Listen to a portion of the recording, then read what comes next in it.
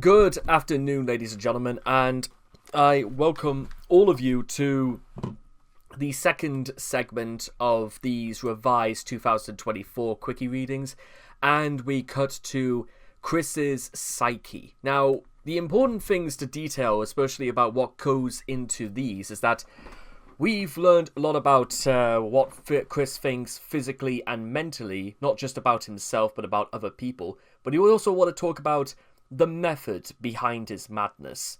And I really do call it method because there's got to be some logical process as to how Chris manipulates and comes up with his ideas for rationalization, trying to make sense out of what goes on in his situation. And that's what we're here to talk about today. So I hope you guys are ready, and we'll get started with probably one of the biggest highlights of Chris's psyche is that how he copes with the day-to-day situations of his life. Health disclosure. This article contains in-depth discussion of Chris's physical and or mental health. This page is not to be construed as a substitute for medical advice or a professional diagnosis. All diagnoses are either taken from outside documentation or based on amateur analysis. How amateur they can be if people can somehow say that they've experienced the same sort of levels of coping mechanisms and stuff like that, because it's not a one-size-fits-all with this sort of thing, but it is worth trying to maybe mention from this point onwards is that there's degrees to how this is done, so bear that in mind. Coping is the act of minimizing the impact of stress and problems in life, and a fundamental part of the brain's ability to function and handle stressful or upsetting situations. In order to intentionally avoid any and all unpleasant realities, Chris takes coping to unhealthy levels. People cope using multiple different ways that help reduce stress and increase performance. However, Chris uses coping mechanisms such as escapism and nostalgia, which are known to be forms of maladaptive coping, and gets absolutely nothing done as a result.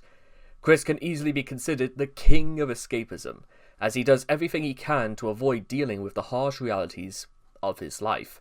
And unfortunately, ladies and gentlemen, I don't know if it's like a part of like Peter Pan syndrome that Chris would rather stay in Neverland, so to speak, than not stay in it, because unfortunately, as things have shown throughout the years, Chris has showcased time and time again that the world of make-believe is far more inviting and luxurious than the real world, which has already decided to reject Chris, mostly as a result of Chris's antics, shenanigans, behaviors, and inappropriate behaviors as well. And by the way, in case you're wondering what this black dot is on my head, is that, well, today, outside of Valentine's Day, it's also Ash Wednesday, so I'm literally, for more aspects of tradition, I'm just going to keep this on for the rest of the day, so make of that what you will.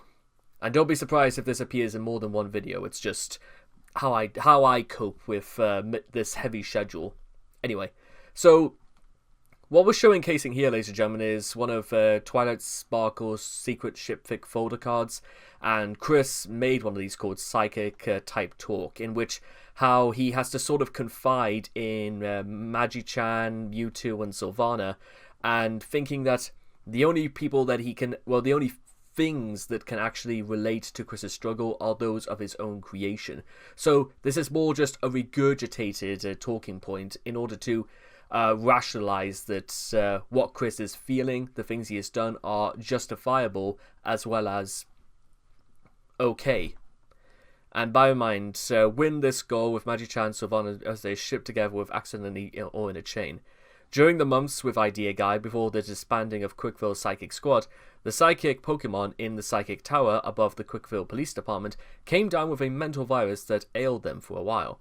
I astral projected there and hung out with them as we talked and had simple and a good time together. Because during this time, the Idea Guys were doing unspeakable things, and Chris had basically nowhere to turn at this point. Overview.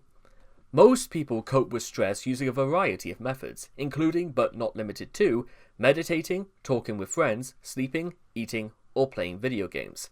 Chris did these, as well as using some maladaptive coping mechanisms such as escapism and nostalgia. These tools, in moderation, can relieve stress, but Chris takes them to unhealthy levels. Coping is used to only temporarily relieve stress so a person can gather themselves and go finish the stressful task. Instead, well, okay, I think we could just pause just for one moment, gather themselves enough to finish a stressful task. And listen, something I want to share, and I'm not particularly very afraid or, going to be looked at as a snob for sharing. But listen, as some of you guys may know, is that I have Oxford dictionaries about philosophy and about sociology, and I also have several books on Freud, about mental psychosis, and about a large part about psychology in relation to dreams. And because it's something that Chris has brought up several times before. But in the case of this, ladies and gentlemen, there are several things that a person can use in order to overcome a stressful task. There is a rewarding mechanism. The idea being is that you can envision a reward that happens afterwards, and that when you visualize it in that light, it makes wanting to get through something stressful a lot more tolerable. Also, there are plenty of instances, and I can relate to myself, is that I may be in the middle of a task I don't like, but it's not going to kill me. It's not going to be the end of the world, no matter what happens. So you have to see the situation in maybe a little bit of a clearer, a bit more of a rational light. What are the fundamentals about it in reality? Target those first, and then literally only focus on those. Focus on the task at hand. Focus on the reality of things. Don't overthink them. Just know the very, very basics that you may not like something, but it's got to be done. And as soon as it's done, you're free to do as you wish, or think as you wish. And by that's over, ladies and gentlemen, you'll be looking back on certain things and you'll be laughing at yourself that you thought it was as bad. I think the cause for this, ladies and gentlemen, is the idea that every experience, ladies and gentlemen, should be rewarding. There's something that a person should gain from an experience. Because failing to do that, you won't actually learn anything through your experiences. And if you don't learn, ladies and gentlemen, you'll not just make mistakes that you've made previously, but you'll make the same ones again. And unless you actually want to learn and get over... And this is probably... I don't know if this is just something Chris never got good at, or whether he just systematically chose the easiest option, i.e. not to be put in a situation that would ever test him in the real world. That might make a bit of sense, because listen, it's not just the sort of thing that would happen for someone like Chris. It can happen to anybody of any age. It depends on personal circumstance, how people relate to stress, whether or not people find stress as a result of hard work, or the idea that any work demands any amount of effort, extraneous or otherwise, is too much to overbear, and the only thing to do is to detox or to remove yourself from a certain point in time. So make that what you will, because it's interesting to see Chris sort of tries to do a lot of different things, but unfortunately, ladies and gentlemen, it's all well and good for Chris to escape into a world of his own making, to actually make stuff using the logics of his own mind. But a lot of people might also turn around and say, well, if Chris doesn't make any money out of them, then they're practically worthless. Because how are we meant to take the merits of somebody seriously if what we think about them is nonsense, and that we refuse to buy into it, and subsequently refuse to buy from somebody who is warped, deranged, and slow in the mind, as he refers to it as. And by the way, autism doesn't play anything whatsoever into being slow in the mind. Anybody can be autistic and actually be incredibly bright, articulate, accurate, and not a complete arsehole. This is not revolutionary. But what is revolutionary is people actually using their autism and saying that it is the best thing that could ever happen to them. The best thing that people can do to counteract the accusations that people who are autistic are slow in the mind and therefore less worthy than other people is by making the case that actually autism is the best thing that could ever happen to somebody. Something that even to this point, Chris does not see value in. And maybe possibly, I know I'm rambling about this, but I'll get to the point very quickly, is that Chris, the main difference, I think, honestly, between me and Chris is that I cherish my autism. I cherish the things that I've been able to do because I'm different. Chris doesn't. He views autism as a curse. He doesn't view it as the sort of thing that could ever improve his life. He just blames everybody else, and therefore if he can blame everyone else, then he doesn't have to take any responsibility, because why would you apologize if you haven't done anything wrong? And again, maybe you think I'm like going way overboard even for like Freudian standards, but I do honestly believe that. I really do. For someone who effectively does nothing, Chris leads a very stressful life. That's not a catch-22, that is a catch-22 and a half, and takes escapism very seriously. The most notable example of escapism includes Quickville, a fictional city that Chris believes to be real, along with his imaginary friends. And no, that is not role-playing. Chris truly believes that Quickville and his characters are real, in both C-197 and 1218. Chris also shows signs of avoidance behaviours, the act of avoiding stressful situations or feelings, see? He claims his fictional concept of dimensional merge will fix all his problems and pay all his loans once it is complete. Chris has also pushed nostalgia as far as possible. Decades after leaving school, his mind is still fixated on the positive events that occurred at the time.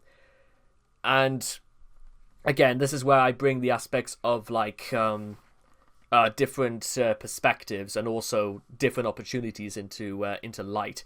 Whether you want to say this is a result of like being from two very different periods of time, or not having the intuition to make the most of what you have anyway, will remain to be seen in the future. But also, I cherished my time at school like tremendously, even throughout the bad times, don't get me wrong. But it is also worth noting, ladies and gentlemen, that my school days are long over. It's been 10 years since I did my GCSEs. It's been 8 years since I did my A-levels. It's been 5 years since I finished my my short film and got my animation degree. You know what? That's in the past. And I've got to move on with my life. I've got to do what I know, and I've got to make it work.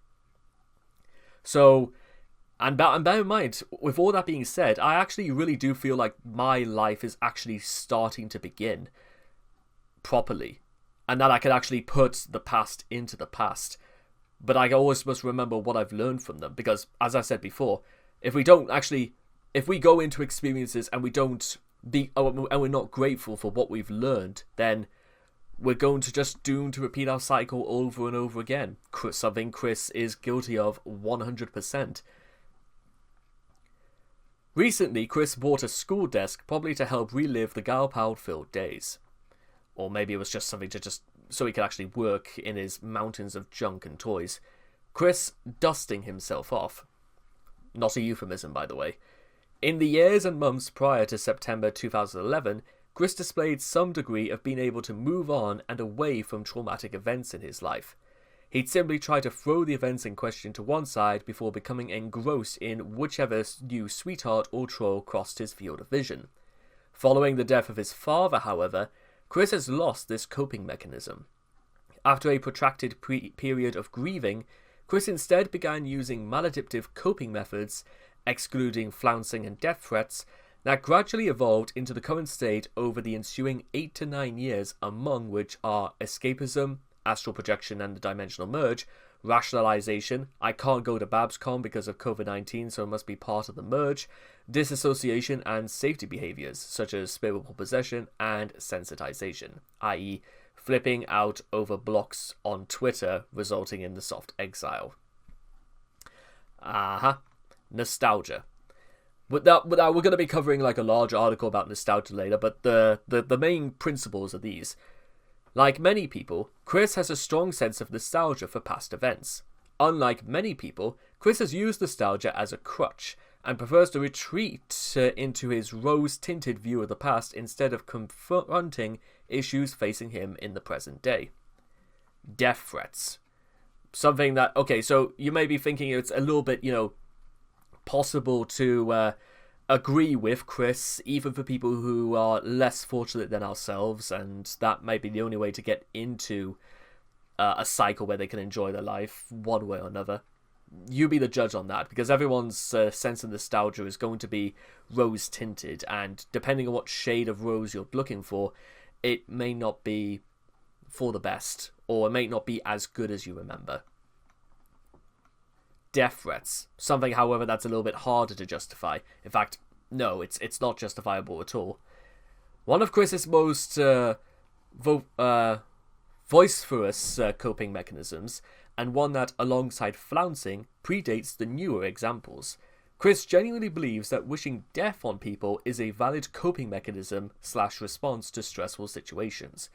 Recipients of these death threats include trolls of the classic era, such as Clyde Cash, Vivian G, Liquid Chris, Jack Thaddeus, and Alec Benson Leary. Well, we could also throw Mao and Evan as well, but, former United States President Donald Trump and Vice President Mike Pence, former friend Megan Schroeder, and every employee at Sega, just to name a small number of them. My only thing I can really say to this is that a large part of these are people that have crossed Chris's field of vision, who refuse to give him what they want, which is either consent or their beck and call. Other times, these things could have been ignored anyway if Chris just simply chose to ignore them. He had the choice to walk away. He had the choice to not do the things that he did. He had the choice to be calm about the situation. He had the choice to display maturity. He had the chance to display the things that we would be surprised at. We would have the opportunity to do all... He would have had he had these opportunities, and he didn't take them. Whether you want to say, his ego was his undeniable downfall, or whether or not Chris is really just that ridiculous, well, I'm going with the latter because of what we know, and possibly as we go through this, the rationale of why he thinks he does what he thinks he knows. Flouncing. Damn trolls, your bullying is not appreciated, even locally. Yeah, especially locally. So you could just take your bullyings and bully yourselves. If you're bored, go work around the house. Go take a walk, because you don't need the internet. You don't need to stay cooped inside. You just need to go outside and enjoy life and the sun and the days you have to live. Chris suggesting alternatives to the internet that he refuses to himself, circa YouTube finale. Which finale, however, was this? Was this the first or second one? Because let's be completely honest, ladies and gentlemen. March. Okay, so that's his first finale. So Chris has had also many habits of trying to assert authority by saying that if you really want to live a healthier life, you must do as I say. But that's mostly just so it can get people off his back. It's never really for any real benefit except his own, which is something I've covered before with a lot of the sex things, is that they're not really pleasurable to anyone except Chris himself, and other people involved are just sort of toys with no moving parts as far as Chris is concerned. The first of Chris's maladaptive coping mechanisms, Chris's habit of flouncing or rage quitting the internet, is something he has attempted several times. This behaviour bears the most resemblance to the maladaptive coping strategy of avoidance, but Chris's flouncing behaviour bears several differences. In these cases, Chris only intended to make the internet think he had quit, and hoped that, by simply lying low, the trolls would disappear. However, trolls would quickly manipulate Chris back online by using an undercover troll posing as his real-life friends to convince him that another sweetheart had been confirmed to be legitimate, and the sweetheart would in turn convince Chris to make more videos. In the case of the first instance of Chris flouncing, he returned for a mere 36 hours after he said he was going to leave to ramble about a Family Guy spin-off that he liked anyway, so that doesn't really hold much strength. Also, it is really interesting as far as like I'm concerned, is the fact that what was it that it was ever stopping Chris before when it comes to things like I'm not entirely sure of what the right one to use is that, but did it not seem a little bit strange? Did Chris not think it was a bit strange for someone to convince him immediately to get back on the internet? That's what I was mentioning before, is that did this not look like... Did Chris not think about getting a new email address? Did he not think about changing his number? You know, doing things to make sure that, you know, even people who were that committed and who were that much of weens as far as 2010 was concerned, to have really thought if it was worth the effort to get Chris back into the spotlight. So yeah, I'm not entirely convinced that Chris just sort of, he only did it because people were interested and it might be his only real source of interaction, even though it was a very much puppet/puppet master dynamic. Escapism. Chris has long used escapism as a maladaptive coping mechanism against reality. Even in his younger adult years, Chris took escapism to unhealthy levels, such as believing to have imaginary friends and magic powers, especially in moments of stress, like during Mary Lee Walsh's confrontation over his attraction signs. Chris's habit of escapism greatly ramped up in the years following his father's 2011 death.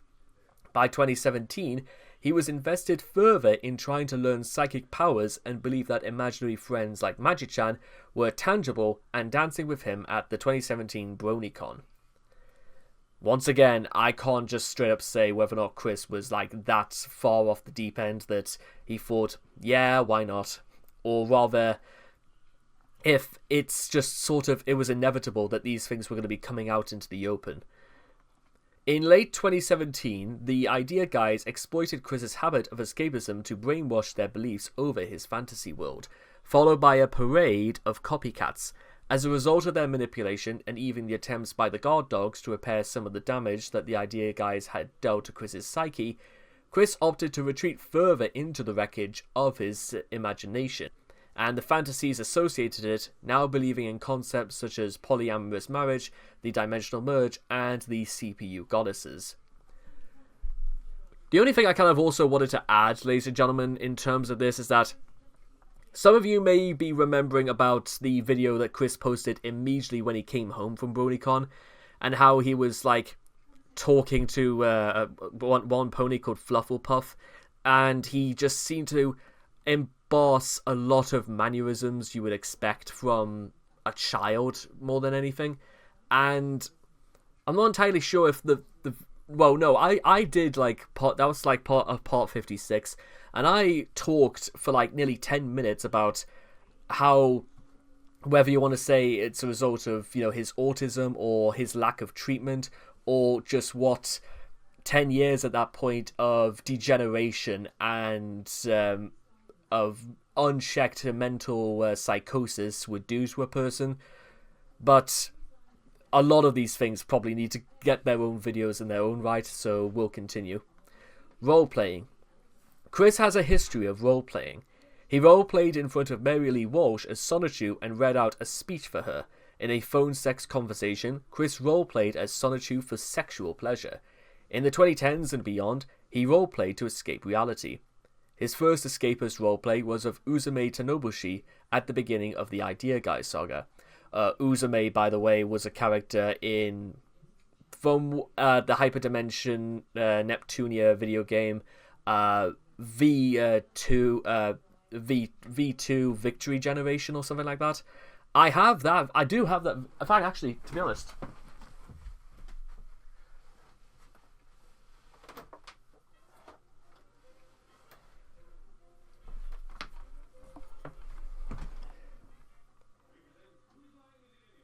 see, you didn't think I knew it all, huh? And please ignore the sounds of like classic Radio 4 playing in the background. And to be honest, I've like There are some PS4 games I actually haven't even... I don't think I've even opened yet.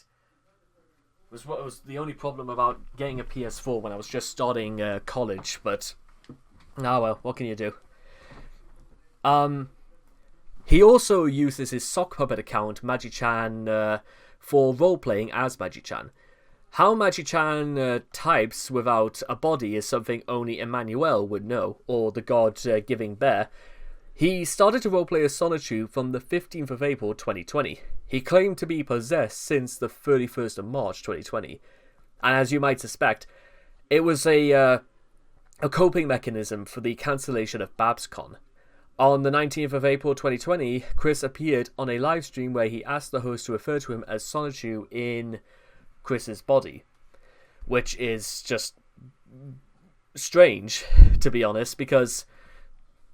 this is something that Chris sort of like flip-flops back and forth, and it makes so little sense about the things he says and does about this, and there's just no explanation for any of these.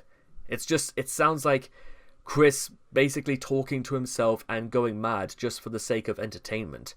But I don't think it's entertainment, because I don't really think Chris has the mental fortitude to communicate to his audience that he knows fine well he's talking out of his arse, but make of that what you will.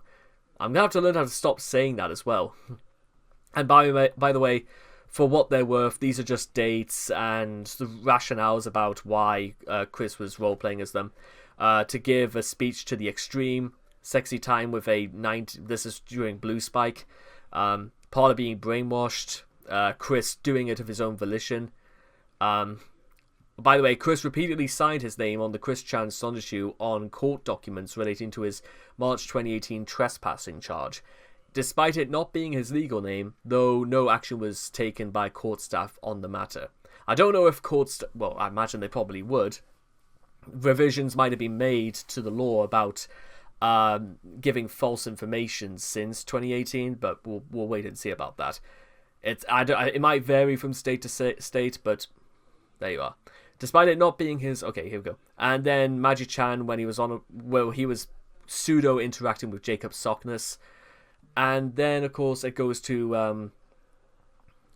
this is because he couldn't go to BabsCon as a result of COVID, and promises not to return to his body until somebody incomprehensibly time travel scenario plays out in Chris's head. Stop the LARP after being convinced to do by an enabler.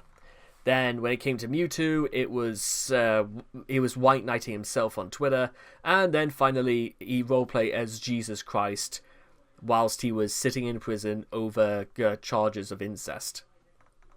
You can't quite make this stuff up, I must admit. I mean, we go from Mewtwo to Jesus in the span of a few months. Power fantasies. A power fantasy is a form of wish fulfillment that involves someone who feels powerless, making themselves seem more significant. Where have I heard that one before? A popular example of this kind of behaviour is when an author makes themselves a major component of their story, and gives themselves unlimited power over an unfavourable situation they'd encounter. Such characters, which are examples of self-inserts, are often referred to as Mary Sues, Mary Stews, or Gary Stews among fan circles. I know actually quite a lot about these because I've written quite a lot of things in my time where I think, looking back, I would consider them to be more Gary Stews and Mary Stews and whatnot. But at the same time, some of them were intentional, some of them not, some of them probably... It was a good thing I had to revise a lot of them, so there you are. While most people have indulged in power fantasies in their life, Chris's maladaptive daydreaming has taken his adherence of such fantasies to a truly unhealthy level. One of the best examples of this is Chris coping with stressful situations through escapism by replicating them in his comics.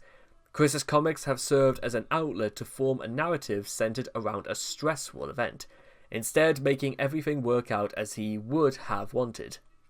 Oftentimes, the people who gave him a hard time would be depicted as villains, while Chris or his lackeys would prove to be powerful enough to defeat them with ease.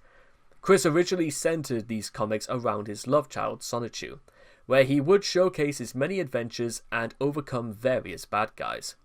However, even this wouldn't stop Chris from making the comics go full power fantasy at as early as the very first issue.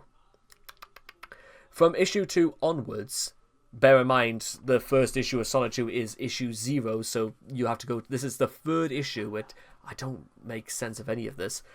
Chris would then turn his comics into a power fantasy series, where he would be in direct control over all of the people who wronged him, and get all of the things he wants. This type of behaviour from Chris isn't strictly limited to his comics.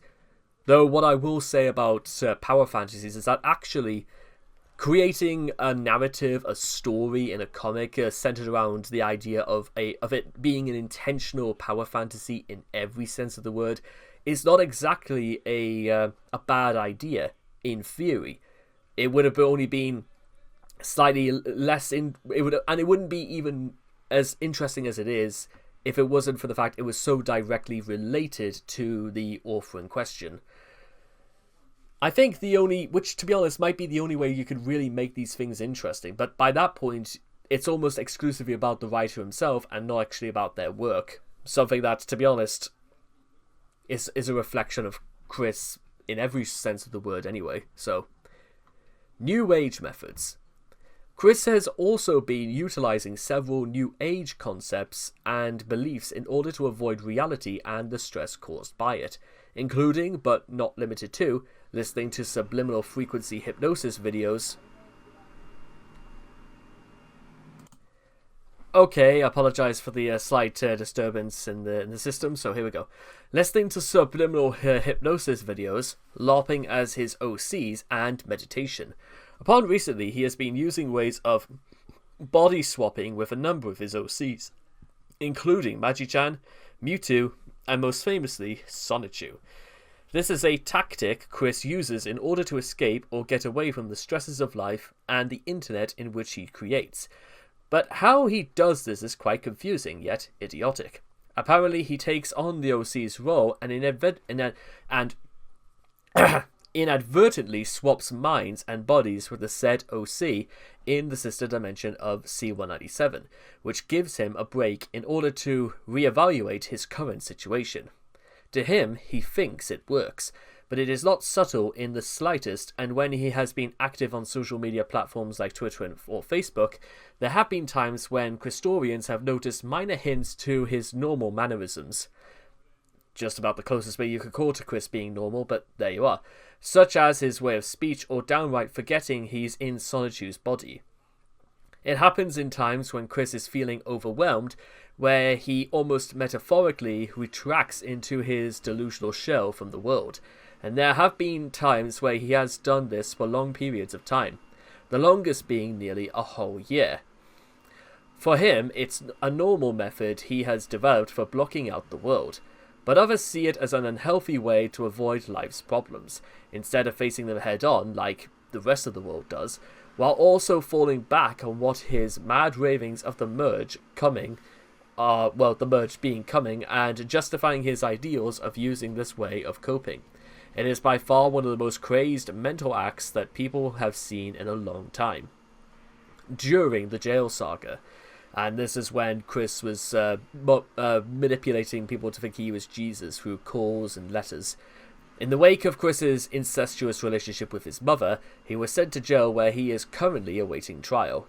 Circa, he's been released, but and a whole bunch of crazy shenanigans follow, involving Chris thinking that he's Jesus to such the extent that he just stares into a camera while doing a live stream and looks so completely out of his mind on drugs that you're beginning to wonder whether or not Chris is just powering down, so to speak, or he's just completely given up about what people think and just does whatever he wants, which is which isn't new as far as Chris is concerned, but it's quite different in a way.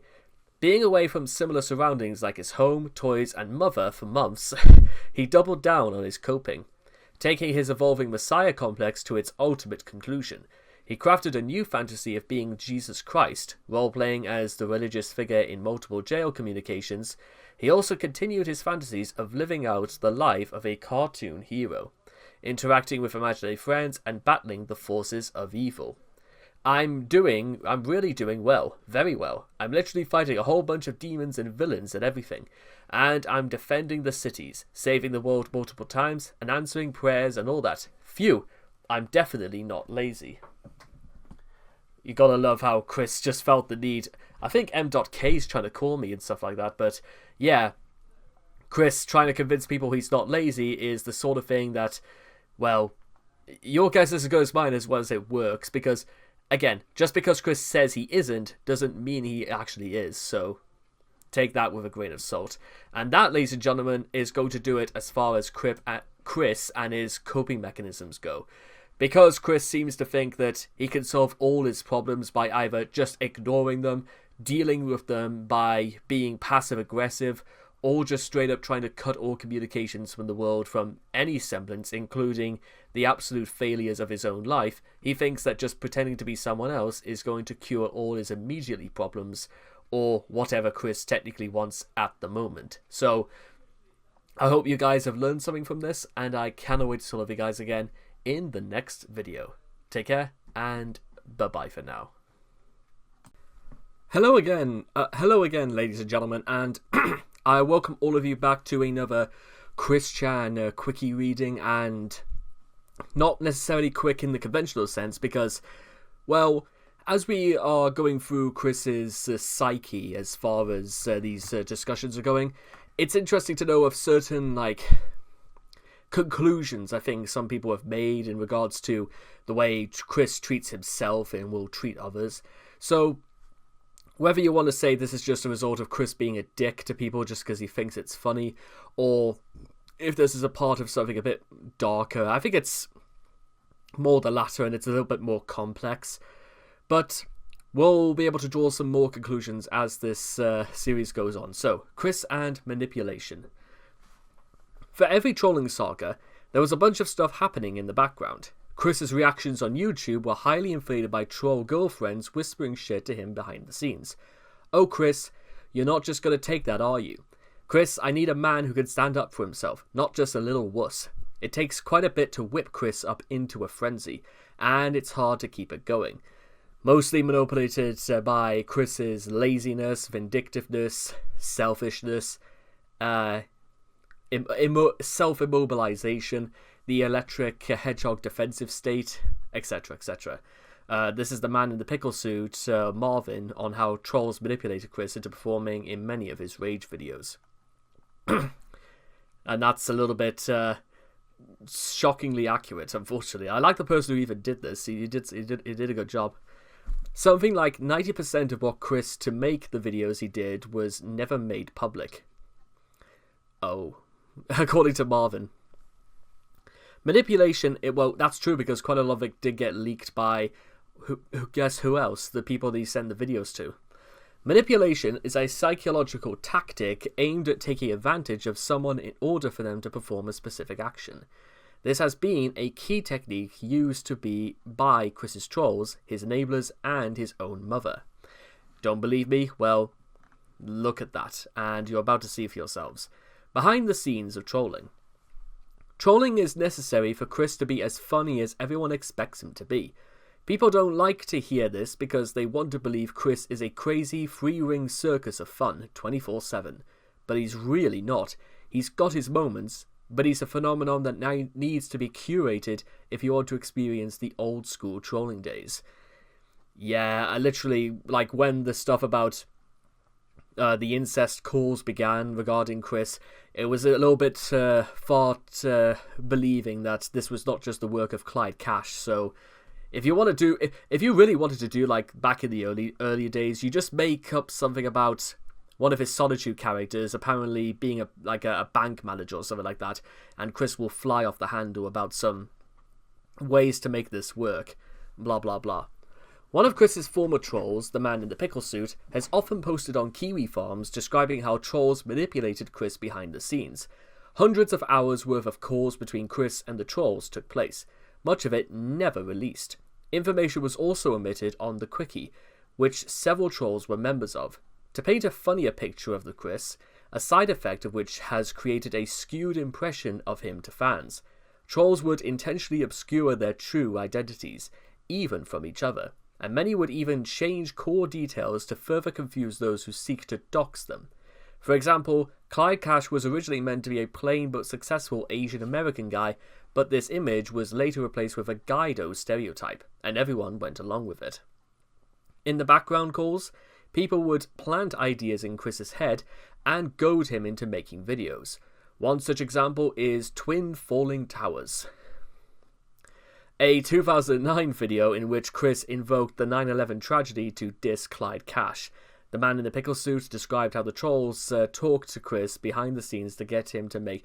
I honestly thought Chris literally did that completely on his own, and it is literally about what you think it is, accompanied with a video of the Twin Towers itself. Be sure to mention that you think he's weak. Call him weak, like some sort of disaster, like a bridge collapsing, or compare him to 9/11. That'll embarrass him. And Chris just thought to do that immediately. It even got Liquid Chris to even comment saying that, how could you make fun of the 9/11 terrorist attacks? And Chris received the backlash he received was so substantial that he had to make an apology video, very half-assed, and he still tried to make a joke towards Clyde anyway, so he couldn't have just made it about being sorry, because it wasn't really about being sorry. Chris couldn't even be bothered to show his face in that video as well, so make of that what you will. For a decade or so, people assumed he came up with the 9/11 video of his own volition, painting an image of an unpatriotic ingrate. It didn't help that his apology video involved photoshopping the Twin Towers into candles, basically depicting the buildings on fire. Whether this apology video was staged or not is unknown. Later, Casey's father brought up the video in his infamous father call, claiming he had to dig his mother out of the tower's remains. Other examples include Quick calls out 3 naive YouTubers, a set of videos in which Chris lambasted fan Sonichu is cool. Trolls had planted the idea in his head that she was secretly a troll. That Chris just straight up believed, I guess. The Quixacle video in which he jammed his penis in the snow, and the Liquid Chris saga. Chris originally didn't want to react to Liquid, but the trolls forced his hand with artificial reasons. Also because there was a bird involved, which is usually a way to get Chris to react or acquiesce, because Chris sincerely thought that it was the wrong... whatever, it's a long story. Trolls exploited their knowledge of Chris's psychology to goad him into get angry in his videos. Chris usually reacts to a specific stimulus, has a short memory about those sorts of things, like a goldfish. So in any video where Chris is specifically trying to act like Johnny Bravo, that was almost always in response to a request by us no older than 24 hours. We would hype Chris up about how he's being called a pussy, and how if he doesn't make a video soon, he'll lose the rights to Sonichu. The difference in style between videos produced by trolls and videos Chris records on his own initiative supports the point. Trolls-produced videos tend to be short, succinct, and feature Chris making a fool of himself. Chris recording on his own tends to bore his audience by rambling about his interests like toys or his fantasy world. The Truman Show effect, as I call it. Chris's situation with the trolls has been compared to The Truman Show, a fictional film in which the main character is unaware he is living in a reality TV show, surrounded by improv actors, hidden cameras, and a conspiracy to hide the reality of a controlled environment. Chris's situation reflects Truman's, as he had been manipulated by trolls for the sole purpose of making him into a spectacle for online mockery, and many of his ostensibly private interactions have been unwittingly shared with the world. The only real difference is that Chris installed the cameras himself. Oh, and in case you wonder what this is, Surfshark Tito and another troll devised a new plan in which animators want to make a Solitude cartoon in order to get him to write a script. So, what you might imagine, ladies and gentlemen, is that Chris would have been forced, but then again, would Chris have been interested if he immediately? I would have doubted it. Nor would I have ever suspected that people would have gone near Sonichu anyway, because who would? That's my point. Similar to how actors populate Truman's world while posing as trusted loved ones, undercover trolls posed as Chris's friends for years. They controlled access to Chris. When one sweetheart saga ended, another potential sweetheart would contact Chris, and he would ask his friends to vet them. The undercover trolls would confirm to Chris that the sweetheart could be trusted, thus continuing the cycle of trolling. One such undercover troll is the woman behind Emily, the Kim Wilson persona. Oh, and the Kim Wilson persona, and several other undisclosed personas. She lives locally to Chris, and she has met him in real life where she has gained his trust. Due to the severity of Chris's autism-related facial blindness, he was unable to recognize her face whenever she would meet him in town. She then exploited this weakness to trick Chris into believing he has multiple gal pals he can trust when, in reality, all are played by a single undercover troll. Though, to be fair, for Chris's antics involving actual dates or anything to go by, it probably would have been the best for people to have left well enough alone anyway. Boiling frog fable. In the years post-2011, Chris has become increasingly vulnerable of the concept of creeping normality, often represented through the fable of the boiling frog, which states that by slowly heating a pot of water with a frog inside to a boil, the frog will not recognize itself being cooked alive, as opposed to immediately tossing it in the boiling water, in which case it would quickly jump out. In a manner similar to the boiling frog, Chris is increasingly unable to recognize when he is the target of manipulation. I've heard about that sort of thing before, I've just never really known it in relation to Chris, but to be honest, it makes perfect sense. Without being told outright by others that said manipulation has taken place. In 2018, the idea guys manipulated Chris in ways darker than he had ever attempted before, including systematically dismantling his imaginary world and its cast of characters, engaging in criminal extortion against him, and accusing Chris of the P word. If he didn't play along with them, or see the overview section, Chris was gaslit to the point of completely believing everything the ideas guys said to him. While the efforts of the guard dogs minimally restored Chris's self-awareness to the point that he will level angry asides at the idea guy for the extortion in his videos, that never took place, as demonstrated in those during the Soft Exile saga, Chris still wholeheartedly believes in modifications the idea guys made to both the Sonichu canon and the real-world aspects of Chris's life. He appears from the outside to be no longer able to discern this normal life from which came before it, thus being affected by creeping normality. And it's so... What's kind of actually sad about the whole affair is that had Chris had any more level of self-awareness about what was really taking place, he would have changed his ways a lot sooner, and then... But because he hadn't, or maybe because he lacks the ability to do that, it might be too late even for that. Social engineering. Chris believes in crazy TV hacker stereotypes. That's why we always so easily told him we hacked into his phone or his email and blamed all our leaks on that. Our various troll girlfriends got away scot-free. And again, you know what, Marvin says this with absolute confidence, because at this point, is there any doubt as to how they managed to get away with it? Or rather, that they picked the right, or that Chris was so gullible that no matter what people said to him, Chris would have picked up, especially if it concerned him or his works and stuff like that. Trolls exploit Chris's naive nature to gain access to his accounts in order to leak emails or videos. After gaining Chris's trust via an internet persona, they would ask for access to Chris's accounts and blame the resulting trolling on hackers, and Chris would then change his password while simply handing the e-girlfriend/Sonichu character the new one since he still trusted them. This practice came to a farcical head during the Teen Troon Squad saga, when the Squad and Guard Dog factions engaged in a tug-of-war over Chris. The Squad, who would log into Chris's accounts and post information from Magi-chan about the Dimensional Merge, and the Guard Dogs. Also having Chris's passwords, why the hell Chris would even agree to do something like that I mean, did he not think for 1 second that these people couldn't be trusted? Even for people I trusted, I wouldn't give my passwords out. That's just something you just don't do. Count it with their own information, trying to lead Chris away from thinking about the merge. This conflict caused confusion in Chris, who wanted to trust both sides. Blocking help. Marvin explained how the Miscreants group of trolls has isolated Chris from help. White Knights were subverted, their messages blocked, deleted before Chris could see them.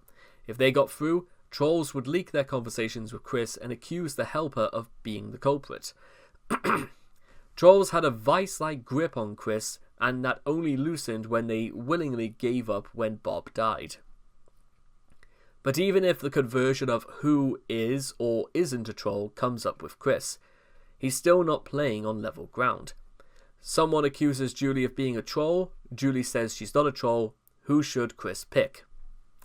What if it's 2 people saying Julie's not a troll? 3? 4? Some of Chris's IRL friends saying she's not a troll? Almost every person in his life?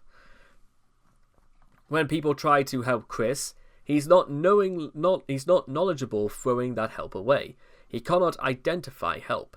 There's a platter with 20 different options, and one of those options is help. The rest are people trying to fuck him over. The numbers are not in favour of Chris. Which is, again, one of those things that's a little bit confusing just when you, read it, because why would Chris just not, put his pride aside for 1 second and actually decide, you know what, as bad as the situation is, I've got to somehow help myself in what happens. But because, as we know, Chris did not do any of those things, or he didn't even know where he could turn, your guess is as good as mine. And then the narrative that comes out later is, did Chris ever want any help? Or is Chris perfectly content as he is, and therefore we have to respect his wishes no matter if he's putting himself in harm's way or not? Which, for the most part, I think people that's the point where they decided to leave him enough alone. He could do a fantastic job of screwing himself over, so why even participate? Just watch from a distance. Chris in between the trolling. Without stimuli like the trolls goading him to get angry, Chris just kind of fell back into his natural state, being a man-child, playing with toys, and wanting his heart-sweet to take care of him. Since his discovery by the internet in 2007, there have been times where activity fell to the point that Chris was temporarily without manipulation from trolls or enablers. Left to his own devices, Chris would drop off the internet and concentrate on the real world instead. Sometimes. We held him online. If someone's not actively compelling Chris to do stupid stuff online, he slides off. And yes, that was basically the whole point of part 38, where Chris, sort of being left to his own devices in the real world, finally realized that he didn't really have anyone to interact with at all. Chris experiencing anxiety and paranoia nearly a year after the classic troll conspirators released him from his Truman Show experience. From saying, is the person behind me a troll because they're looking at me, or just can he trust any of his friends that he still has on Facebook? An example of this can be seen in Chris's internet activity following his father's death. Yeah, exactly. At that point, the classic troll cabal voluntarily relinquished their control over Chris to allow him to grieve. As a direct result, Chris stopped recording wacky videos online, hence the abrupt end of the Calling Out saga. The troll experience has left Chris with lingering suspicion and paranoia as to the motives of others, and he has occasionally posted on social media channels about how he suspects people offline of being trolls, albeit without any real evidence. Chris gradually socialized in the real world again, such as hanging out at the Impulse Gay Social Club and with his Pokemon League friends. Although this respite was interspersed with the beginning of modern trolls such as Catherine and the Lady Managers, who, again, manipulated Chris back into his Truman Show existence. The business, financial crisis, and idea guy sagas were a paradigm shift from Chris's tendency to slide offline without troll influence to a new Chris increasingly online by his own volition. And then we move into Bob territory. Not in euphemism, by the way. Bob is often blamed for being Chris's original and most persistent enabler, and it is likely that her coddling gave Chris his penile and egocentric attitude. She is also deemed by historians to be the one responsible for Chris constantly taking orders from random strangers without giving it a second thought. In the past, some of Bob's attempts at controlling Chris were nothing short of outright emotional abuse. Examples include threatening to lock Chris out of the house and leave him homeless if he dared travel further than a few miles out of town after the Ohio trip, as well as feigning cardiac arrest to bring Chris into line, terrifying him to the point of calling 911 on several occasions. This would also be the point where if Chris had any sense, he would have called social services and want to have barbed questions about these sorts of things. Perhaps the most... But then, of course, you may be arguing the case of, well, Chris would have been in his, mid to late 20s at this point. Would social services... Well, yeah, they probably would. If it weren't also for the fact of Chris's online activities and stuff like that. Perhaps the most notable incident involving this sort of manipulation took back in 2011. Chris had planned to visit the year's MagFest convention, but realised he didn't have enough of his monthly tugboat left to afford a hotel room. So instead of opted, he slept in the car. After informing his parents of his plans, Bob gaslighted him into backpedaling, firstly by claiming he could be at risk from a combination of criminals and cold temperatures, then again by threatening to leave him homeless, and finally by implying that she would commit suicide. If Chris went to the convention, a distraught Chris cancelled his plans and received only further guilt-tripping and a video game as consolation. Bad Bob. Bad Bob. Manipulation techniques. Pro tip. The methods listed here are for documenting common techniques used by trolls. Do not attempt any of these. As shown above, after gaining Chris's trust, it isn't particularly difficult to get him to do many things he wouldn't normally do. There is a 3-step process that most trolls and enablers use. 1. Appeasement. Give Chris an offer for something he'd really want or feed into Chris's beliefs. 2. Instructions. Provide Chris with over-the-top steps he can take to the offer or so that he can roleplay with you. 3. Betrayal. Watch him do it and betray him. Then watch the result of said betrayal. Rinse, dry, and repeat. As an example, Chris's history of being manipulated began with him being tricked into crawling into a tight space by childhood friend Sarah Hammer, when she told him that she found Casper the friendly ghost there. Sarah simply noticed that Chris had a fascination with cartoon characters being real, and knew that this was the perfect opportunity to give Chris the offer of meeting him in person. Appeasement. She then told him that he could see Casper if he crawled into the hole. Instructions. And finally, she locked him in, and began watching the events that would follow. Betrayal. And it's fascinating as well, they literally do go over all of this, so let's do the same, eh? During the classic era, this technique would be used by many trolls such as Blanca Weiss, Clyde Cash, Liquid Chris, and even a bunch of trolls posing as Nintendo staff. In the case of Blanca, the trolls behind the pseudonym simply realized that Chris would wanted a significant other to complete his love quest, and finally get some china. So they used Chris's desperate pleas to complete this mission to obtain his medallions. Appeasement. Afterwards, they insisted that Chris give them the medallion if he wanted Blanca for himself. Instructions. Finally, they destroy the medallion in many ways, from cutting it with a knife and hitting it with a hammer, to setting it on fire and submerging the broken pieces into a jar of pickles. Betrayal. The most illegal and life-changing use of this technique to date is from Chris's most infamous enablers, the Idea Guys.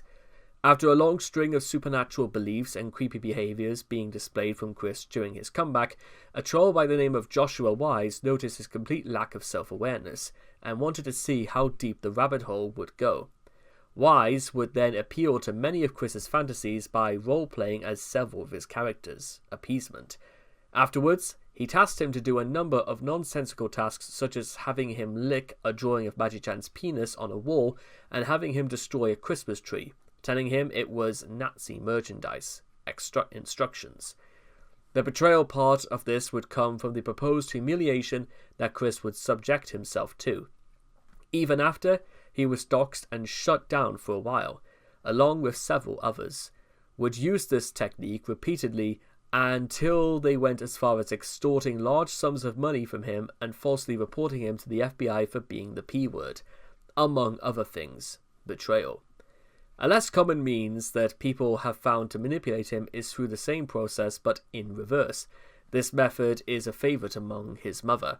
Threats: tell Chris that if he does or does not do something, you will do something undesirable that will happen to him. Instructions: tell him that in order to prevent the undesirable thing from happening, he has to cancel all plans and instead take part of someone else's whims, and reward him for doing what he has been told to do in further strengthening his trust in you. Or you can just betray him anyway. Rinse, dry, repeat. They're all fucked up and don't ever do any of them. That's all I'm going to say about that. Validation. Some manipulation involves giving Chris validation over his pre-existing feelings and beliefs, which influences him further. Examples include the unknown enabler who told him to get in touch with his feminine side and influenced him into identifying as a tomgirl, the subliminal frequency hypnosis videos, and the people who commented in them, who influenced Chris into believing his taint was transforming into a vagina, and the idea guys, who exploited his beliefs about alternative dimensions in order to influence and shape those beliefs further, culminating in Chris's pseudo-religious belief over the dimensional merge. Reasons as to why Chris is so gullible. Mental deficiencies. A common aspect of autism spectrum conditions is an increased level of gullibility. Those on the spectrum are often more openly trusting of others, willing to put aside suspicion to follow what someone says. Even in situations which could put them at risk, Chris also appears to have some degree of both facial blindness and difficulty recognizing voices, which are also common, though not universal, autism symptoms.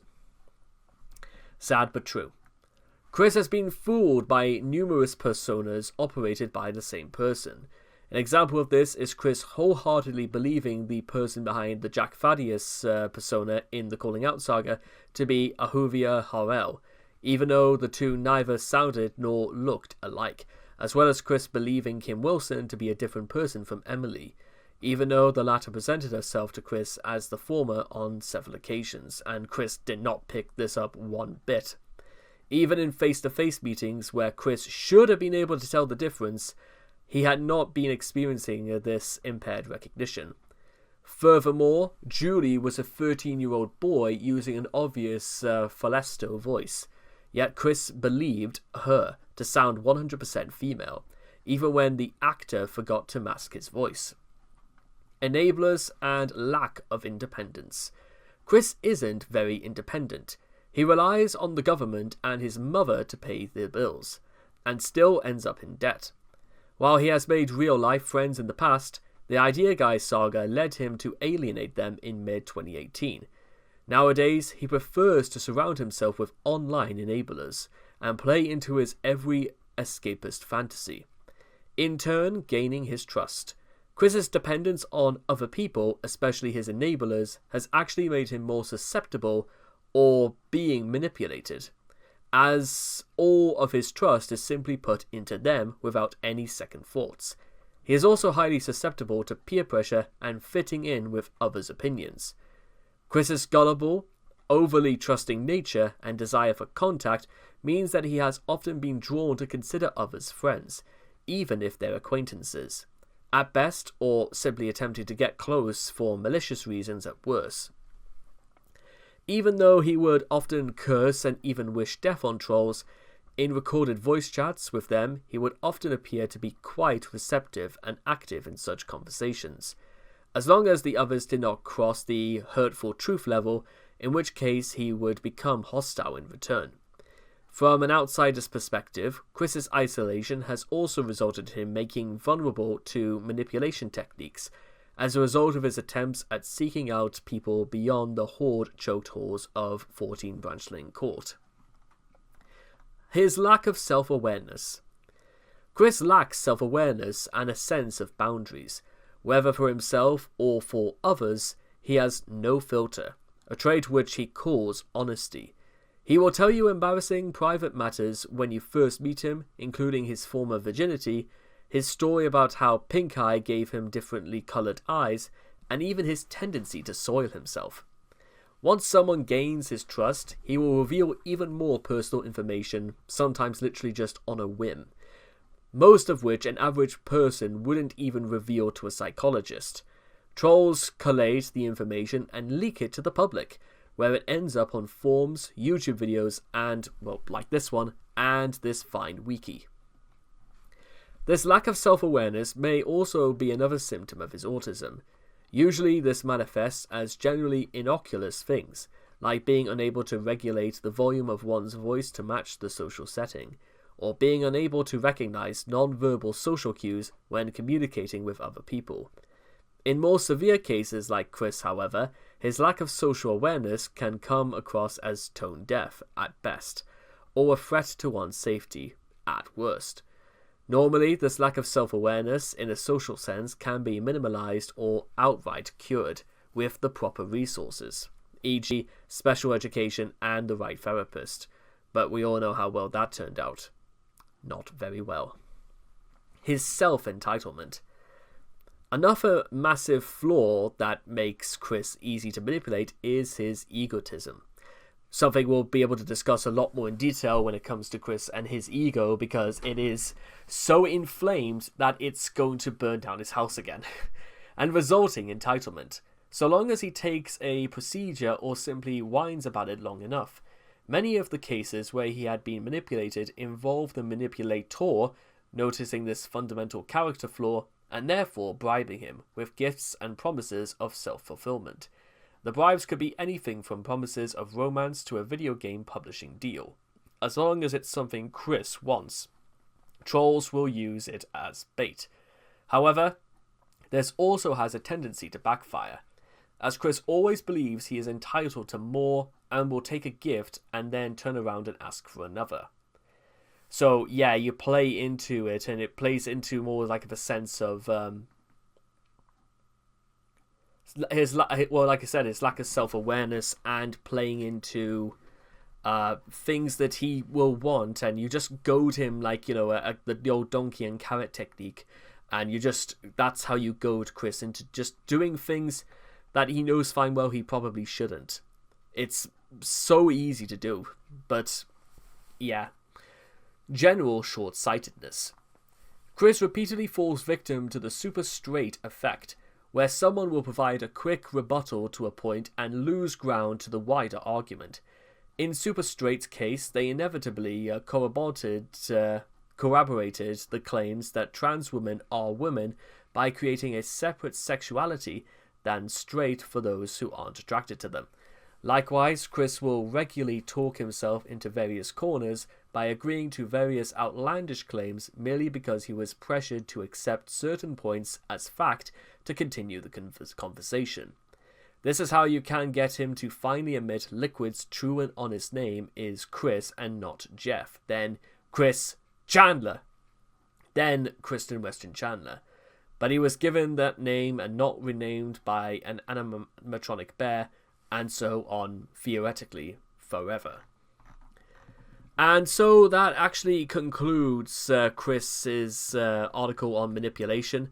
And what strikes me as very, very interesting is that not only that it works too well, especially on someone like Chris, but also for the fact that time and time again, these are the sorts of things that should have been avoided, could have been avoided. And if Chris had any sense at the back of his mind, knows fine well that he could have just put all of this behind him and we wouldn't even be having this conversation anyway. But like I said, because Chris chose not to do any of these things is the reason why the way he is. If he just learned to grow up, if he just learned to be different, to learn from his mistakes, then, like I said, we wouldn't even be having this conversation. But like I said before, because he didn't, he didn't. And because I did, I am. And there we go. So I hope all of you guys have enjoyed this reaction video to, reading Chris's manipulation quickie entry, and I cannot wait to see all of you guys again in the next video. Take care, and bye-bye for now.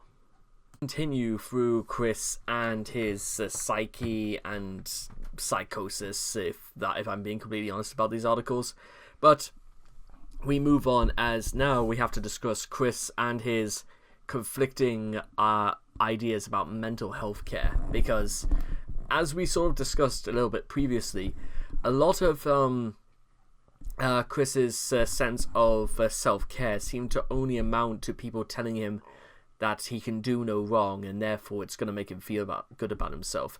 Like, I don't know how often Chris has ever been like, probably more occasions about things like tough love, but whether any of these sort of things stuck is a different subject matter entirely, because it's probably not very often. Okay, here we go.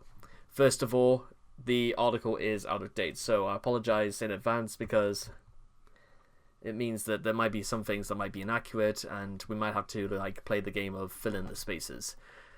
We need information on gender dysphoria, HRT, Valium in meds section, and the effect jail has had upon him.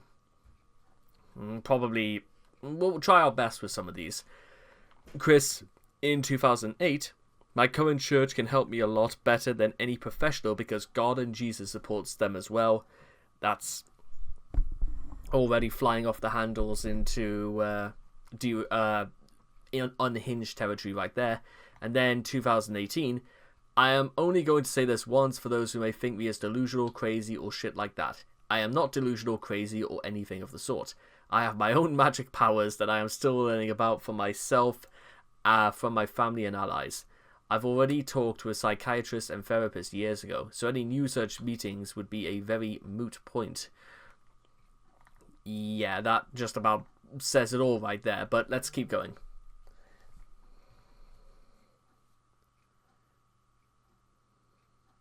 Anyway, Chris has had a troubled relationship with mental health professionals, both psychologists and psychiatrists. He claims that he was held down by the school psychologist in grade school while his screams were recorded, and was forced to see a psychologist for anger management classes after being kicked out of Piedmont, Virginia Community College. Chris has refused, however, to see a psychologist of his own volition in the past, opting to see Rocky Shoemaker, his pastoral counselor, instead. The sole exception occurred in 2016, when Chris went to a gender psychologist over his transgender issues. Chris's various runs-in with the law have resulted in mandated therapy, such as the therapeutic docket. However, Chris has failed to adjust his behavior from such sessions. And this is also, by the way, an artist's interpretation of Chris's stint in jail due to his erratic behavior caused by mental health issues. Notice how they're all there with them, and fortunately there's a window and Bob is just sort of looking in a bit deterred almost by this whole arrangement. And as you can see right here, there's a lot to go through, so one at a time. The problems with Chris, many. An insight into Chris's tortured psyche, from possible hallucinations, the distortion of his characters, what I think is meant to be, is that Roach meant to be in the background? Possibly. Liquid Chris, Mary Lee Walsh, Bob, and Rose Chew. Basically demons all throughout, manifested into how his soul almost looks sort of like a compilation of probably what he saw when Roach locked him in the closet when he was only a child. In his own mind, Chris claims to be autistic, homophobic, as a genuine phobia, and a victim of noviophobia, a made-up phobia of girls having boyfriends. He also diagnosed himself with dissociative identity disorder in the August 13th captain's log, although he later revealed in Mailbag issue 4 that it was a lie to momentarily derail the trolls. Once again, Chris proved that he had no understanding of how serious mental disorders can be. Pretending to be crazy is an odd sort of catch-22. Possibly because to arrive at such a conclusion is maddening anyway, but since you're obviously not, then what? Also, another insight into Chris's tortured psyche. I don't know, well, obviously meant to be a hand, possibly over a motherboard, disguised as a maze, also within the confines of what looks like a plant, or possibly the earth. As though whatever grasp Chris might possibly have is slowly withering away into something that's meant to be tangible and solid. Well, that's my take anyway, and also, whoever did this did like a fantastic job. I mean, look at the detailing on this. It's no secret that Chris has always had a very childish mindset and views growing up as some sort of epic, arduous challenge, but it wasn't until a conversation with Casey that we knew just how serious this was. According to Chris, as a child, he never had any serious issues of what he wanted to be when he grew up, something all healthy children consider at one point or another. Nor did the thought of becoming an adult ever truly cross his mind. This implies that Chris may have thought that he would remain a child forever. You could possibly say he is still the world's oldest child. In many ways. Chris also seems to be at the level of incompetence that prevents him from realizing how incompetent he truly is. A Cornell University Psychologist journal details the phenomenon. When people are incompetent, the strategies they adopt to achieve success are satisfaction. They suffer a dual burden. Not only do they reach erroneous conclusions and make unfortunate choices, but their incompetence robs them of the ability to realize it. A disturbing, albeit too familiar, case that is more accurate to the account of Chris's reaction to reality, as we'll see coming up. The 2004 summary. We're nearly up to the 20th anniversary of that as well. That's pretty cool. The psychiatrist who compiled a survey of Chris's issues following his troubles at PVCC in 2004 echoed the diagnosis of autism that Chris received sometime in his youth, and took note of an obsessional quality to his preoccupation with finding a girlfriend. He also administered a Flouncing test, a brief questionnaire designed to detect cognitive impairment. Chris racked up a perfect score, indicating no problems with his memory or basic information processing abilities. On the Global Assessment of Functioning, the doctor rated Chris a 70, roughly halfway between an average adult and someone with socially debilitating mental illness. Yikes. Later onset gender dysphoria, and the article is yet to be complete due to stress. And this image right here just somehow never gets old. Or any yeller. History of medication. According to the 2004 psychiatric survey, at some point in his life, Chris was prescribed the antidepressant medication imperamine. It's not clear when he was prescribed the drug or for what exact reason, but it was likely sometime in his younger days, since the advent of more sophisticated antidepressant drugs like Prozac in the late 1980s, the use of imperamine to treat depression and other psychological disorders has grown less and less common. The same document notes that as of 2004, Chris had been taking the antidepressant Paxil for 4 years in order to deal with his stress and anger issues. One of the survey's recommendations was an increase in his daily dose of the drug, but it's not clear how long Chris continued taking it afterward. In Mailbag 13, he explained that he had switched to a different medication in order to avoid some of Paxil's side effects. The ones that only hit adults, however, in his 11th call with Casey, Chris said that the drug he switched to from Paxil is paroxetine, since Paxil is just one of paroxetine's several trade names and not a different drug. It seems that Chris is still taking the same medication, only under a different appellation.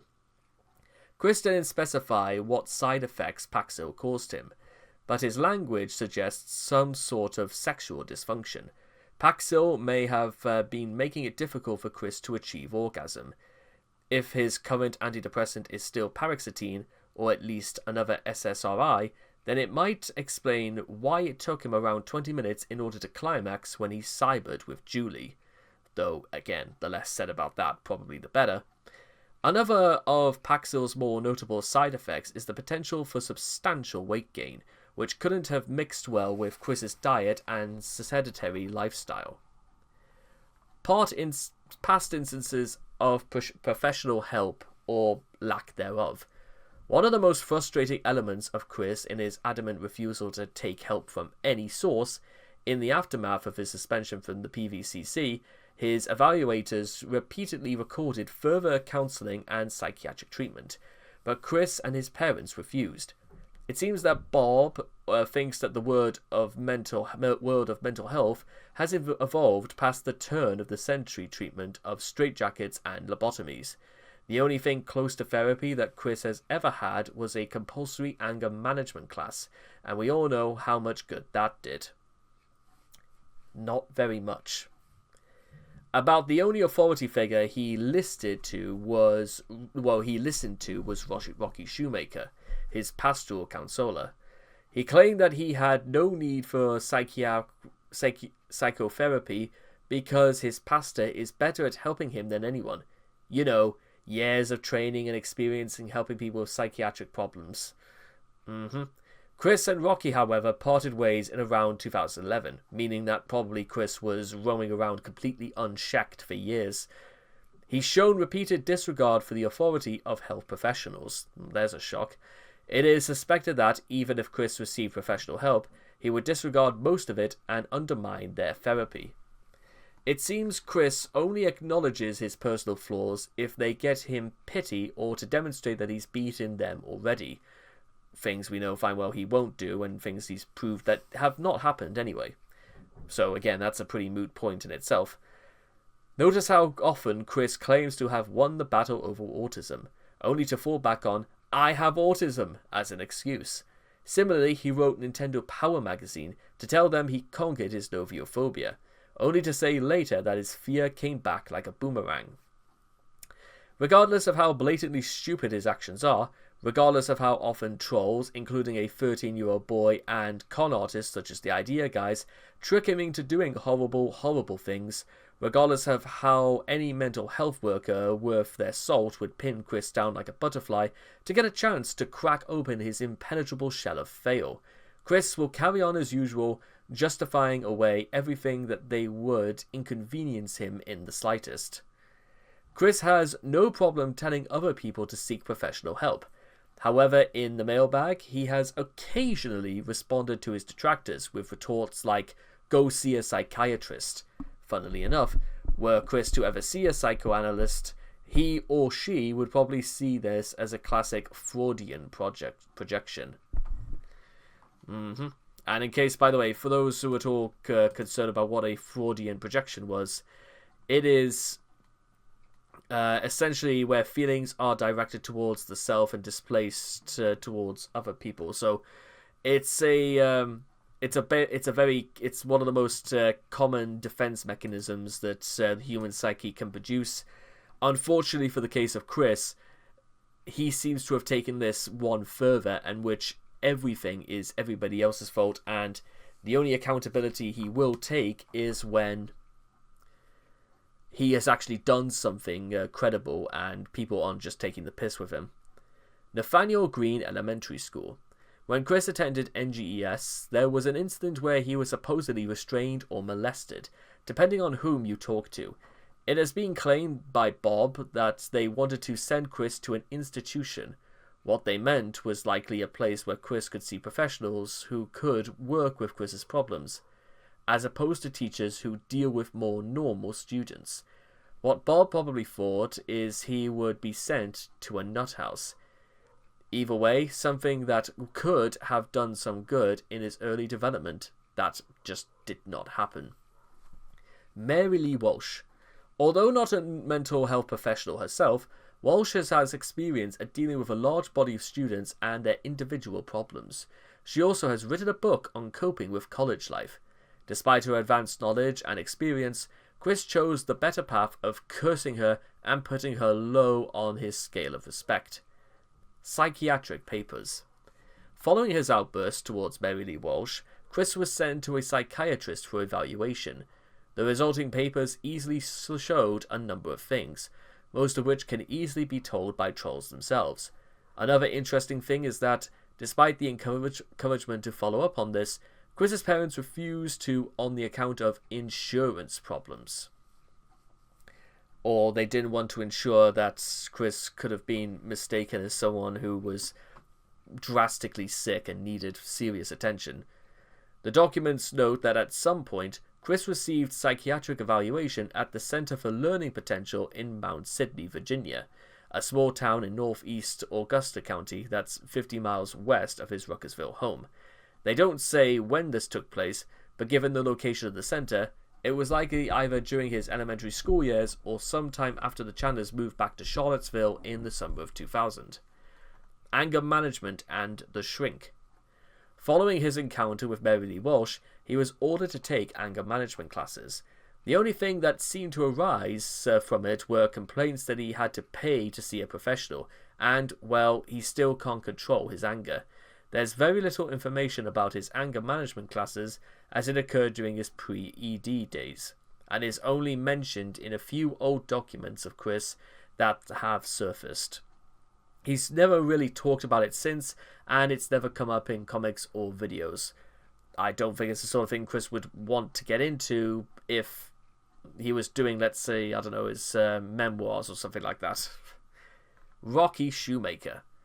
Religious institutions are fond of proving counseling services to all members of their congregations, sometimes unwisely as a method of hammering them with doctrine to solve their problems.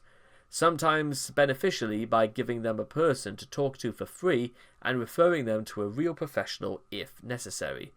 Whether Rocky is genuinely beneficial or harmful to the people who come to see her is uncertain. But she is certainly admired for her past work. What remains certain is that she was probably not the best solution for Chris because, 1. He considered her to be a perfect, all-encompassing alternative to a qualified professional. 2. He barely listened to anything she ever said. 3. He misconstrued everything she said, accepting advice he liked and ignoring advice he didn't like.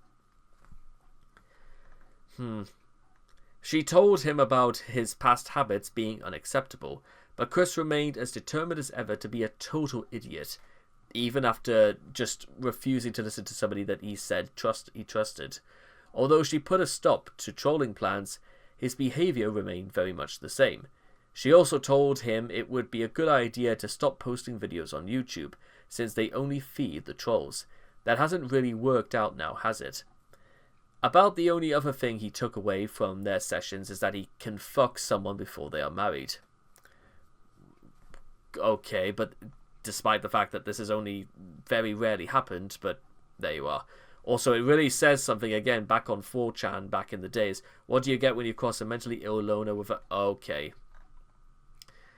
Yeah, it took me a while to realise that was from Joker, but I don't think Chris looks like he was joking around. Chris mentioned in a video from October 2009 and told Casey in a phone call in September of that same year that he had been taking some relationship management classes. Undoubtedly, Chris felt that he had found some form of real-life dating ed. In reality, Chris came upon a class meant for couples who wanted to manage their already established relationships as opposed to finding out how to get into one. It's not much about I can add to that. White Knights and Trolls. If it doesn't take a lot of effort for anyone to see that Chris has virtually no common sense. Likewise, common sense being rather common, White Knights and Trolls alike are often quick to point out that most of what Chris does is stupid, insane, or socially abnormal. To put it bluntly, he doesn't get it. As a result of not getting it, many trolls have become armchair psychologists pondering why exactly he doesn't get it. It doesn't matter what they come up with, the result is always that Chris doesn't listen to anyone if he doesn't want to. Some White Knights like Vivian G and Escal have gotten so fed up with Chris's adamant refusal to improve himself or heed advice that they turn troll or ween instead. Very much true. Even I think there is some like Otaku King, I think is like a current detractor of Chris is even like is starting to like have enough of him. It's funny how that works. Court mandated therapy for 2011 assault and battery case. The conditions of Chris's plea bargain in July 2012 required him to undergo psychiatric treatment and evaluation, but it seems to have had little effect. court-mandated therapy from 2014. Chris makes mention of therapy in his video Group Embargo on GameStop, Best Buy and Simon shopping centres, and it was reported by observers viewing his July 23rd court hearing. The mental health group he attended was On Our Own of Charlottesville. Gender psychologist. During 2016, Chris met with a gender psychologist who referred to him that he is transgender. That might be one of the very few cases where somebody just straight up says, well, if you're saying that, then that must be true. And then again, the whole process of actually going to psychologists about gender dysphoria is a very complicated matter and is something that should be more closely examined by those who are actually transgender or those who do have gender dysphoria issues. Court-mandated therapy from 2018 mall trespassing case. Chris was directed to the therapeutic docket program and required to meet a psychiatrist and therapy group between July of 2018 to April of 2019. However, he failed to benefit from the resources, instead retreating further to his imaginary world and the bad actors validating his beliefs. Dr. Wolf. Chris acted out a therapy session with fictional brony character Dr. Wolf in February of 2019. Entitled A Moment with Dr. Wolf, Chris Chan and Greater Struggles, which was a video that Chris did entirely of Lego bricks and characters, and like I mentioned before, he seems to consider himself a source of therapy, and as opposed to doing what he should have done, like taking their own advice, it more sort of boils down to Chris almost trying to have to validating himself in the guise of somebody else. Western State Hospital. On the 28th of February 2022, Chris was transferred from Central Virginia Regional Jail to Western State Hospital. While details were initially scarce, Chris eventually confirmed he had been sent there to make him sufficiently competent to stand trial. Notably, the day before Chris returned to jail, staff members pinned him to the floor, which reminded him of a similar incident at Nathaniel Green Elementary. He has gone on record to state that if they aren't wiped out by the dimensional merge, he would sue the mental hospital in retribution. Later on, Chris claimed that the Western State Hospital was expected to place him in a group home but instead sent him back to jail, allegedly to free up a room. Once again, he accused hospital staff of being abusive as fuck and arrogantly shit-minded with their patients. Whether or not any of this is true, given Chris is a known liar, has yet to be proven. Gateway homes. Now this gateway homes. Now this is specifically referring to Chris being in the current in the current home he's meant to be in, and it's just about where Chris can actually like function in some small way in the outside world. And that, ladies and gentlemen, was Chris and mental health care. And to be completely honest, ladies and gentlemen, what a complete waste. A complete waste of American taxpayers' money, who pay hundreds of thousands of taxpayers' dollars just to send people like Chris to therapy, who don't take advantage of anything they're told, who simply get force-fed things that Chris probably just wants to hear so he can feel good about himself, and then every single time he does something stupid, he always gets psychiatric treatment anyway, and the sequence of events goes is that all that will actually appease Chris is just lie to him and say he's alright, or at least do it in such a way that Chris will believe it, as opposed to the alternative. As opposed to the trolls just continually stroking Chris's ego, and from 2007 till probably the very end of time itself. And with that, ladies and gentlemen, I hope all of you guys have enjoyed this article about Chris and mental health care, and I cannot wait to see all of you guys again in the next video. Take care, and bye-bye for now.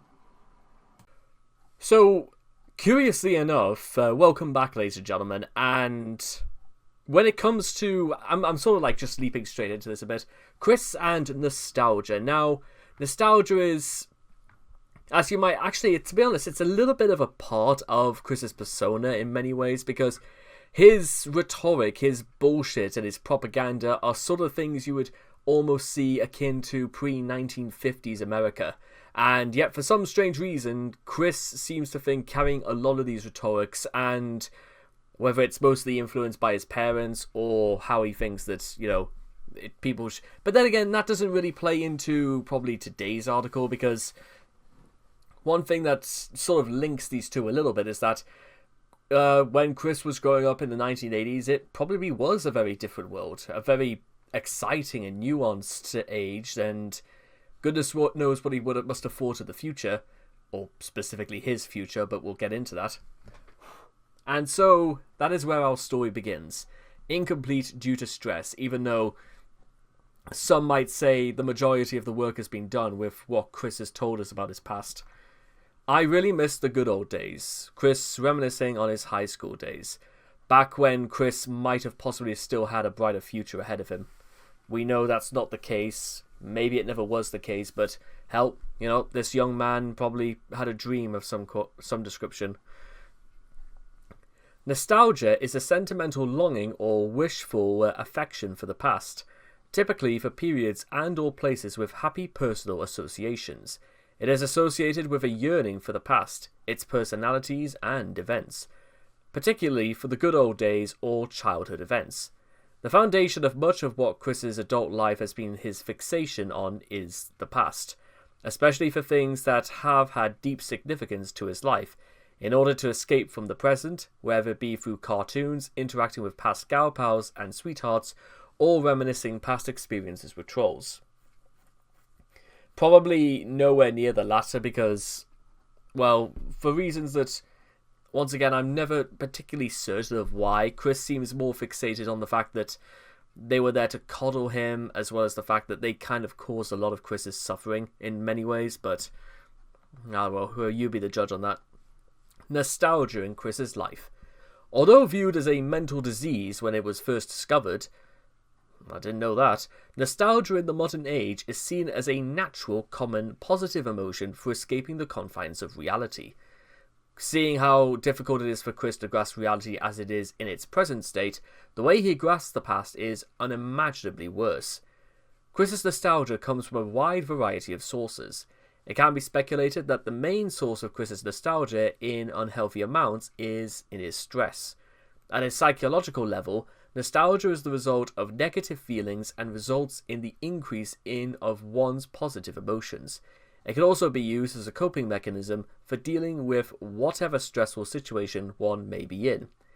Given how Chris currently lives his life, constantly dealing with weans and being denied China for every girl he meets, Chris will sometimes use his past experiences in a strange way to relieve his stress. For example, at the end of the Jessica saga, Chris, feeling awfully depressed from losing his girlfriend for the umpteenth time, decided to contact Megan on her Facebook and hook up with her again, even though after being accusing her of being behind his current situation for the past 4 years. Other times, Chris will hold on to past experiences that gave him grief. For example, before attempting to contact Megan ever again, Chris always held on to how Megan was somehow responsible for his problems in his life for supposedly linking information of him on Encyclopedia Dramatica with Mims and Lucas. We of course know that Megan was not behind this and it was all down to Mims and Lucas. This attachment to such events can become so strong that eventually Chris will snap from all of the added stress. For example, in several 2013 September Facebook posts, Chris continuously curses Megan along with other fruits of his bad memories. Anomnia. Nostalgia for a time before Chris was born. As with many people, Chris also experiences nostalgia for media released before he was born. Much like a modern kid who loves 80s music will tell you about how Queen is the best band on the planet, they mostly for the time were, Chris has a liking for I Love Lucy, Gilligan's Island, and other media released during Bob and Bob's time. This is common for people who spend more time around their parents than they do their own peers. Make of that what you will. There is some TV that is absolutely great in the past that they're simply not around anymore anyway, but I don't know, maybe I'm not necessarily the most...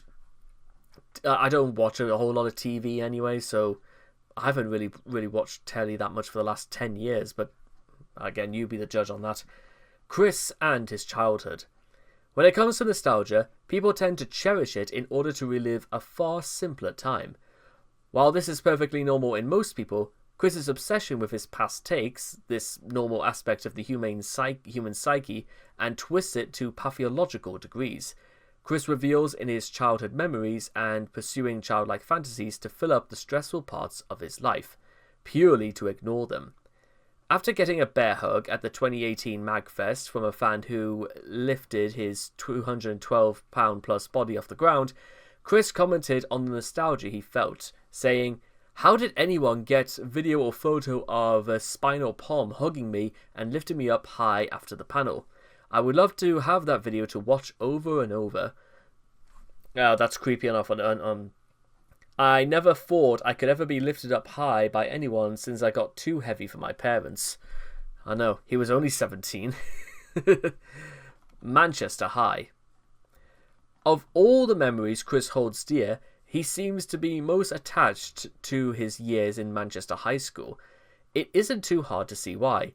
His years there were among the last where he frequently got out of his house and interacted in a social environment.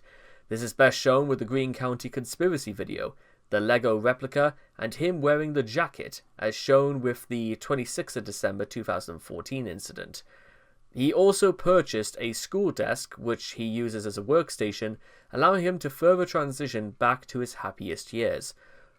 For many years, he fixated on the idea of a high school reunion, but his numerous attempts at trying to hold one failed, likely for the best, as his Manchester High School friends of real life can't possibly compare one with the one in his mind. Like many people who overindulge in nostalgia, Chris has a warped view of his time at Manchester High School in retrospect. He often looks back on it as a time when he was surrounded by friends and could have easily obtained the true love he seeks to this day. If only he had known how good he had it. In reality, his more down-to-earth recollections of high school paint a picture, of Chris being bullied, fairly isolated, and disengaged, with even his friends only really sticking around because the education setting required them to. Now, I know what you're probably thinking. That was a little bit sparse. I mean, it's like not much to go over here, but articles like these also help illustrate something almost incredibly tragic when it comes to Chris, and it's the fact that this is one of those rare instances where you can honestly say, because of who Chris is, he can't really hurt anybody for his actions that he's done today, but more rather, you could almost sort of wonder what exactly must he be thinking sometimes, that when the dust settles and when all the trolling just sort of eventually stops, what do you think Chris must think about in his mind about when you consider the fact that he sits at home, does nothing, doesn't go to work, and perhaps after all the trolling, maybe sometime in at least maybe late 2013, Chris would have had the only thing to do would be to sit at home all day and think about all that he had lost. His gal pals, his freedom, his online credibility, the game place, even his own father. Maybe it would be hard to say, perhaps, which one Chris sincerely misses the most. But still, that's also the problem, ladies and gentlemen, when you have feasibly screwed yourself over and it leaves you feeling as though you've got nothing better to look ahead to. So the only thing to do is to look to the past. Not as a source of inspiration, not as a source of understanding when you were in tough situations when you were younger and what you did to get rid of them or to get around them, but rather just to say, that was good. I like that. I liked it a lot better than I thought I would. That's probably one of the saddest parts about all this, is that when you really think about it, and I'm not saying, of course, Chris is the most ideal of characters in the world, but at the end of the day, he is still technically a human being. And if he is worse than other people, it is the result and not the cause of his way of life. Maybe if there were some people who would have taken on Chris's nonsense at face value and liked them, Chris might have been in a very different position. But unfortunately, his positions and his stances were wrong, and unfortunately, that's what he had to live with. So goodness knows why he would want to look back on that, but again, that's entirely up to interpretation right there. So anyway, I hope all of you guys have enjoyed this rather shortish reading than average of Chris and Nostalgia, and I cannot wait to see all of you guys again in the next video. Take care, and bye-bye for now. Doom doom doom doom doom doom doom. Doom doom doom doom doom doom doom doom doom doom doom. We didn't start the fire. It was always burning since the world's been... Okay, I'm sorry about that intro, ladies and gentlemen. Something you guys are gonna have to bear in mind with me a little bit is that it is Valentine's Day, and here I am sitting in my little room, literally doing a video called Chris and Reality, a quickie reading. I mean, it's not going to be quick. You need to see just how much there is to this. Also for the fact that, to be honest, I think this is just more fun as I slowly slip into that sort of sad period of my life where the only thing that can give me comfort is reciting Billy Joel songs. So, there you are. What else do I have to say? So, yes, health disclosure, just before we get going. This article contains in-depth discussion of Chris's physical and or mental health. This page is not to be construed as a substitute for medical advice or a professional diagnosis. All diagnoses are either taken from outside documentation or based on amateur analysis. Chris, December 2016, in a rare moment of self-awareness on his habit of escapism. You can only escape in your mental depths and recluse for so long before you are pulled back into reality, and too many things leave you feeling that you get little peace at home. That's actually quite profound for Chris, considering that we know fine well, because evidence of the fact that barely Chris ever leaves his house, is that he eventually has to realize that no matter how easy it is to escape from the hell of your own life, the only way you're ever going to get out of hell is through your own efforts. Now, let's get started, shall we? And this might possibly be the sad reality of Chris's world, where this is what he believes to be real because it's far more tangible than the sad reality that is his life. Sad but true, but a lot of that is also Chris's making, but we'll wait and see. Do you guys think I'm a little bit harsh when I'm saying that all of this was Chris's doing and that was there anything else that could have been his fault? I mean, yes, there are, but how much does that want to play? It's you decide. Reality is a concept that Chris desperately tries to avoid acknowledging, instead retreating to the comfort of his imaginary world and hoping that reality will eventually bend to his whims. Many people with autism struggle to distinguish between reality and fantasy, but most make an effort to reduce the impact on their lives. I will admit, and usually sometimes, okay, to be honest, ladies and gentlemen, sometimes my fantasies sort of get in the way of me whenever I am not working and I can just sort of relax and just breathe, touch grass and breathe in the air.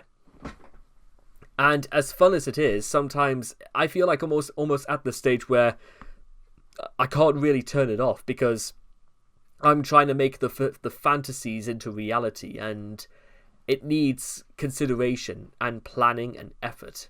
Some of which is, it's not so much that the thought of doing it is overwhelming, but the scale of success is more overwhelming, probably even more than failure, because you can succeed from failure, but you can't really succeed from succeeding. You can only do better, if that makes sense.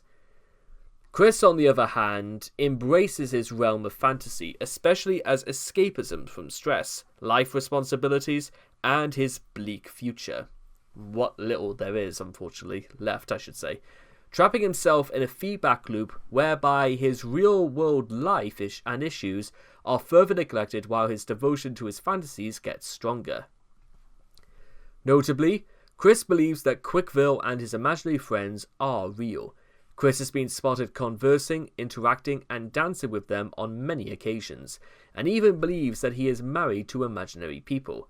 Chris also holds delusions of grandeur, from believing he has the power to curse people, to thinking he has psychic powers, and even believing he is a goddess, with the power to unite entire dimensions, and that this dimensional merge would make him rich and bring his fictional characters and those of others to life. So far, it's not really going according to plan. At least what Chris thinks anyway. Chris's perception of reality has been on a downward spiral for most of his life, due to a lifetime of being coddled by his parents. Following the death of his father in 2011, and amid the increasing infirmity of his mother, Chris was forced into shouldering more responsibilities than he was mentally ill-equipped to bear, and consequently, he invested more heavily in magical beliefs as solutions to the problems presented by reality. In 2017, the idea guys, trolls, who utilized role-playing as Chris's imaginary friends, further exasperated Chris's grasp of reality, giving validation to his fantasies and encouraging him to stay rooted in his fantasy world, a trend continued at present day by waves of enablers. And you see right here, no wonder Chris has to make this so big, because he needs to know, well, this could have been, I like to imagine this could have been blocking a window to the outside world. But no, this is his outside world now, and his inside. Chris maintains his beliefs even in the face of mental health professionals. For 9 months between summer of 2018 and spring of 2019, he was required to see a psychiatrist and therapy group at Region 10 and told them of his beliefs of his imaginary friends and multiple dimensions, to which their reaction was to simply hand-wave him through their program. Yeah, I'm not entirely sure if, there's ever going to be any sort of, inquiry about these sorts of failings, but there's going to be a bigger inquiry as to just how much we've got to cover. I mean, look at this. This is the contents, right? The causes of Chris's poor grips on reality, the consequences, the difference between the fantasy and fiction, and what goes on in the real world. So, with that much to go through, let's go, shall we? Causes of Chris's poor grip on reality. Parental enabling. Although autism is one major factor, his parents contributed a lot towards Chris's wall perception of anyone or anything that antagonizes him. Bob and Barbara regularly fed Chris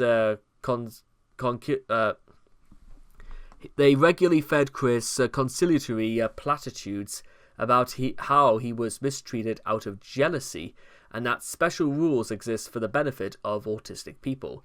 The platitudes cemented Chris's all-pervasive sense of entitlement, and there was enough of it already going around, as well as his indiscriminate belief that anything bad that happened to him was a conspiracy, whether or not it was caused by his stupidity or stubbornness. Most probably too, for once again, Chris's lack of interaction with the outside world would suggest that, well, what was going on in the inside world had probably made more impact than we care to know. Psychological problems. The only known formal diagnoses of Chris are autism, dating from when he was 5 or 6 years old, and gender dysphoria, officially diagnosed in 2016. However, his behavior in adulthood suggests he has undiagnosed issues. Chris exhibits signs of maladaptive daydreaming, a psychiatric disorder comprised of vivid daydreams and excessive fantasies that can interfere with socializing or even replace it altogether.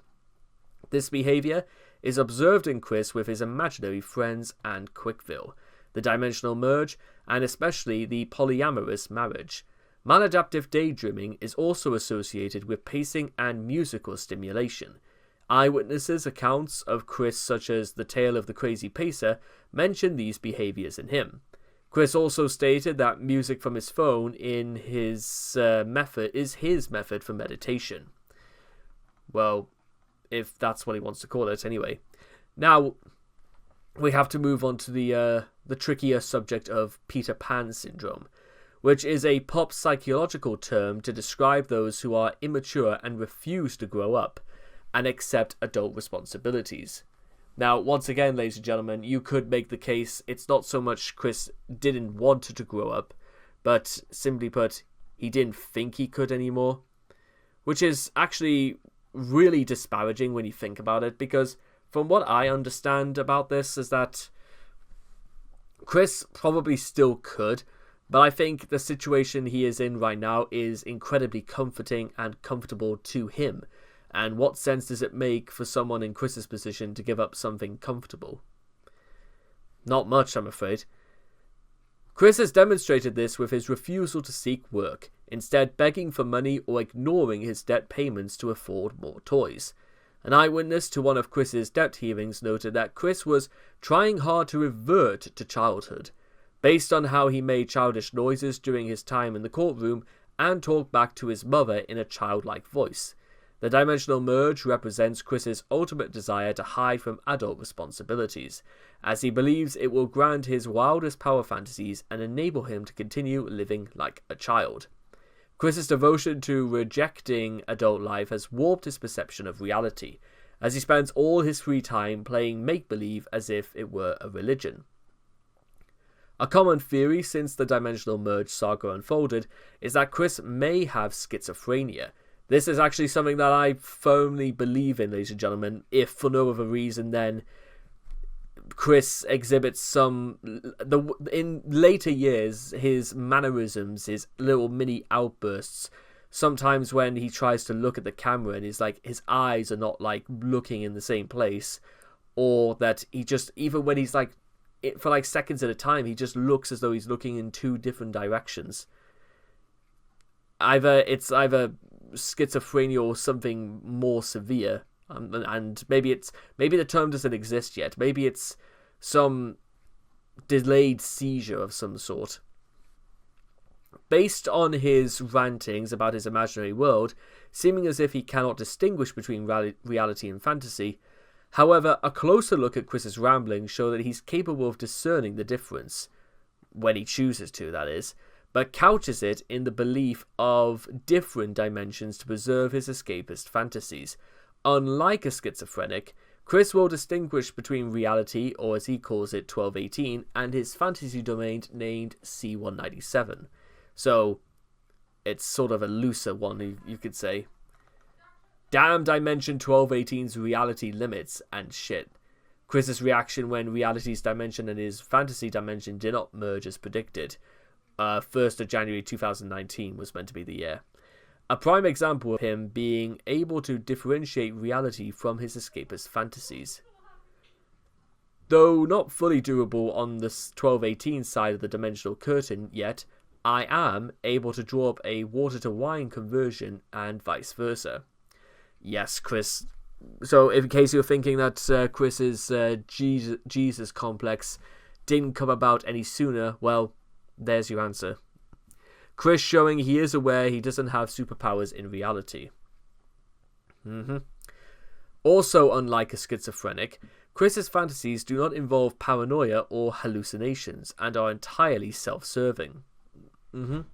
While Chris has made statements implying he is hallucinating, such as when he insists he can see or interact with his imaginary friends, he often omits that he uses techniques such as meditation or astral projection, read simple imagination, another indicator that this is maladaptive daydreaming. I mean, listen, it's all well and good for a while, but you've got to wake up at some point, and Chris doesn't really want to do that. I've had to commute to here, Dimension C197, via astral projection. The tough part is having to leave my body in 1218. Oh, but very soon I shall finally be able to bring my body here to C197. Chris giving a rare explanation on how he delves into his fantasy world. As you do. Chris's behaviour and beliefs, however, align at least something somewhat with schizotypal personality disorder, something I've literally never heard of even to this video. So let's see, schizotypal personality disorder, also known as SPD. We'll just call it, is a cluster. A cluster A personality disorder. The Diagnostic and Statistical Manual of Mental Disorders, the DSM, classification describes the disorder specifically as a personality disorder, categorized by thought disorder, paranoia, a characteristic form of social anxiety, derealization, transient psychosis, and unconventional beliefs.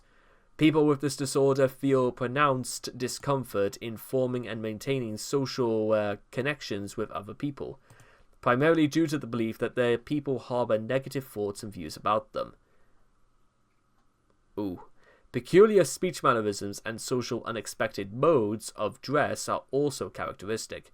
Schizotypal people may react oddly in conversations, not respond or talk to themselves. They frequently interrupt situations as being strange or having unusual meanings for them. Paranormal and superstitious beliefs are common. Schizotypal people usually disagree with the suggestion that their thoughts and behaviors are a disorder, and seek medical attention for depression or anxiety instead. That Chris does. Schizotypal personality disorder occurs in approximately 3% of the general population and is more commonly diagnosed in males.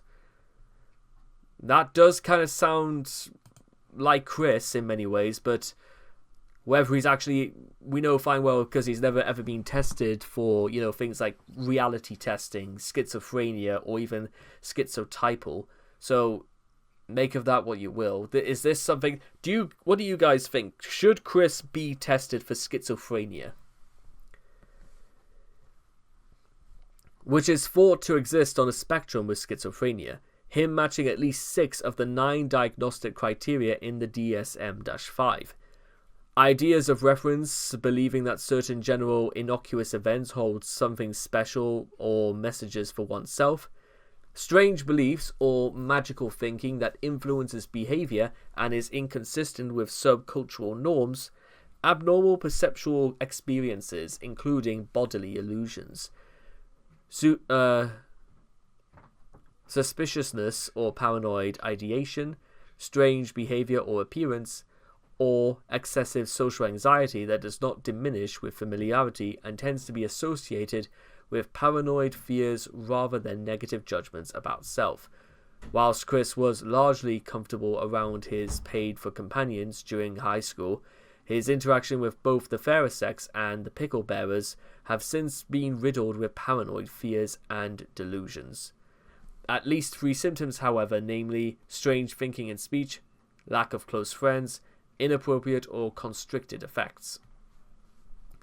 Whilst also present in Chris, can be almost exclusively attributed to his autism, much like his narcissism. Also, schizotypal individuals generally do not develop the grandiose delusions he has developed over the years and are generally reclusive. So further digging than internet armchair analysis is required, which Chris, of course, will likely never receive, thanks to his adamant refusal to seek out help voluntarily or benefit from professional help that is forced upon him. Lack of grounding in the real world, which is something that when you get straight to the point, that's the reason why none of these theories or dimensional merge conspiracy crackpots ever hold up, because there's too many questions about them. Chris's lack of purpose, combined with his enormous ego, further fuels his disconnection from reality, compelling him to instead seek out the purpose with make-believe, such as being the mayor of Quickville and being the goddess CPU Blueheart. Since the government provides for him with the monthly tugboat, along with money from financial enablers, and his parents always provide a roof over his head. Chris has never had an incentive to get a job without the structure that a job, even a minimum wage job or volunteer position, would impart to him. Chris is instead free to wallow in his fantasies. Chris' hobbies are mostly limited to Netflix, video games, YouTube, and Twitter. Despite supposedly having a call for art, he rarely draws like he used to. While video games can stimulate the brain, his hobbies leave little room for creativity or substantial self-improvement. Even a simple hobby like photography would be a big step up from Chris's current avocations, which just goes to show how bad things really must be sinking for him if even that's completely out of the question. Chris rarely leaves his room, instead preferring to daydream for 3 to 6 hours a day. That you can't do that and like literally just go about your business. That's you had almost the brain power to like conjure up an entire like a 300-page essay or even a 300-page book in that time. And you're telling me he can't do anything sincere or serious with that? When he does socialize, it is mainly on his terms, role-playing with enablers who keep him invested in his fantasies or appearing at conventions with fans who treat him as a celebrity. Chris described, and this is Chris describing his day-to-day life. As for what I do while awake on the recent, I get up, take my meds, meditate while playing Tetris 99 to at least take on the daily tasks for the game. Most days I go out on an errand or simply walking. Anyway, during the time at home, I tend to binge a show, do some drawing or creative work, namely the TSSSF cards and the comic pages. None of which he probably thinks were required that he was being paid to do. Which is another thing as well, is that you want to talk about some of the more devious sides of the things that Chris does. You do know that, well, he doesn't actually, pay or, meet his obligations, because that's another thing that would drag Chris back into, like, reality immediately. Because when it's a question of money involved, is that it's something that Chris has, like, one of two attitudes about with how it conflicts with his perception of reality. The first, and probably the most important of them, is that Chris seems very indifferent apart from the fact that whenever he's ever short of any, he's almost constantly on the beg about them. And again, listen, if Chris had the initiative to literally like start a YouTube channel or at least start something that he can actually monetize and do for himself, then it shouldn't be that difficult. I mean, Chris could probably start a new YouTube channel tomorrow and it could be monetized literally in a matter of a couple of days. 4,000 weens would probably make sure they get it filled. Or they might probably do something trollish and literally delete their browser history, which would delete all the watch hours from Chris's like timeline. But I don't really think people are going to be like that vindictive or that stupid, because so many hundreds of people in that. Do you really think all of them are going to delete it? Anyway, escapist fantasies. Chris embraces his fantasies as escapism, overindulging in them to the point that his interest in them has largely eclipsed his real-world life. When his childlike lifestyle conflicts with his responsibilities associated with being an adult, Chris retreats to his fantasy realm to cope. This habit became especially prevalent in the years following the September 2011 death of his father, after which Chris found himself thrust into the world of adult responsibilities, as he had to do tasks such as pay his bills and help take care of his mother and pets. Chris was 29 years old when his father passed away. While most people would be accustomed to dealing with responsibilities by that age, Chris was unprepared for the burden since his parents had sheltered him up to that point, for example, until he died. His father had managed Chris's bank account due to his fiscal irresponsibilities. When my father was alive, I had more freedom. Now he has passed, I lost a lot of freedom and remained to take after the tasks he had left behind. You can only escape in your mental depths and recluse. So yeah, Chris lamenting over this, despite the fact that, again, why he never thought about, accepting more responsibilities before any of this happened. You tell me. It's a bit late now, Chris, to say you knew this stuff, because you should have known this stuff when you were in your 20s, not when you're out of your 20s, if that makes sense. Chris occasionally whined on social media about his position in having to take care of his mother and pets, his statements gradually revealing more of his retreat into escapist fantasies. In September 2012, he complained, "Everybody else gets to go out and have a fun and a good time. I am stuck caregiving my mother and our dogs, and it is very stressful on me." Well, what do you think you've got? Why did you bother getting dogs in the first place for, Chris? They're your responsibility. That's as simple as that. You can't go on and complain about that. Why not take your dogs for an actual walk then? In January 2013, Chris was hoping for his sweetheart to rescue him from his life. I need my sweetheart to make me happy. My heart hurts literally from my depression and loneliness. Serving my mother is not a final purpose to me, and my social life is very slim. I feel like I lack direction in my life as well. So yeah, whinging before. Because, well, welcome to the real world, Chris. This is what happens when you decide not to do anything really for yourself. By summer of 2017, Chris was immersed in his escapism to the point that he was dancing with Magi-chan, one of his imaginary friends, at BronyCon. In October of that year, from his list of reasons for refusing to get a job, he half involved his devotion to his fantasies. I have a ton and shit ton of load of responsibilities and worries here at home, caretaking my mother, dogs, cats, and my own passion of my electric hedgehog Pokemon family. My city of Quickville, my own only me psychic connection to my family and friends there in that dimension, so I'll be darned if I do not already have enough on my plate. Well, no, just your dogs and, well, your pets and your mother. That's it, Chris. There's literally nothing else.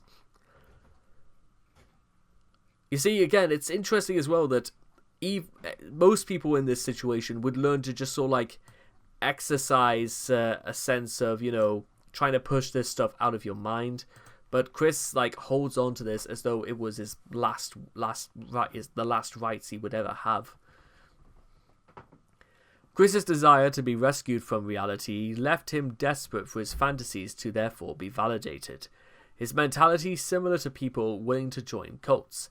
This led to Chris being exploited by a number of trolls, with the most infamous being the Idea Guys. Chris would only continue to retreat further and further into this elaborate alternative reality he has construed in his mind.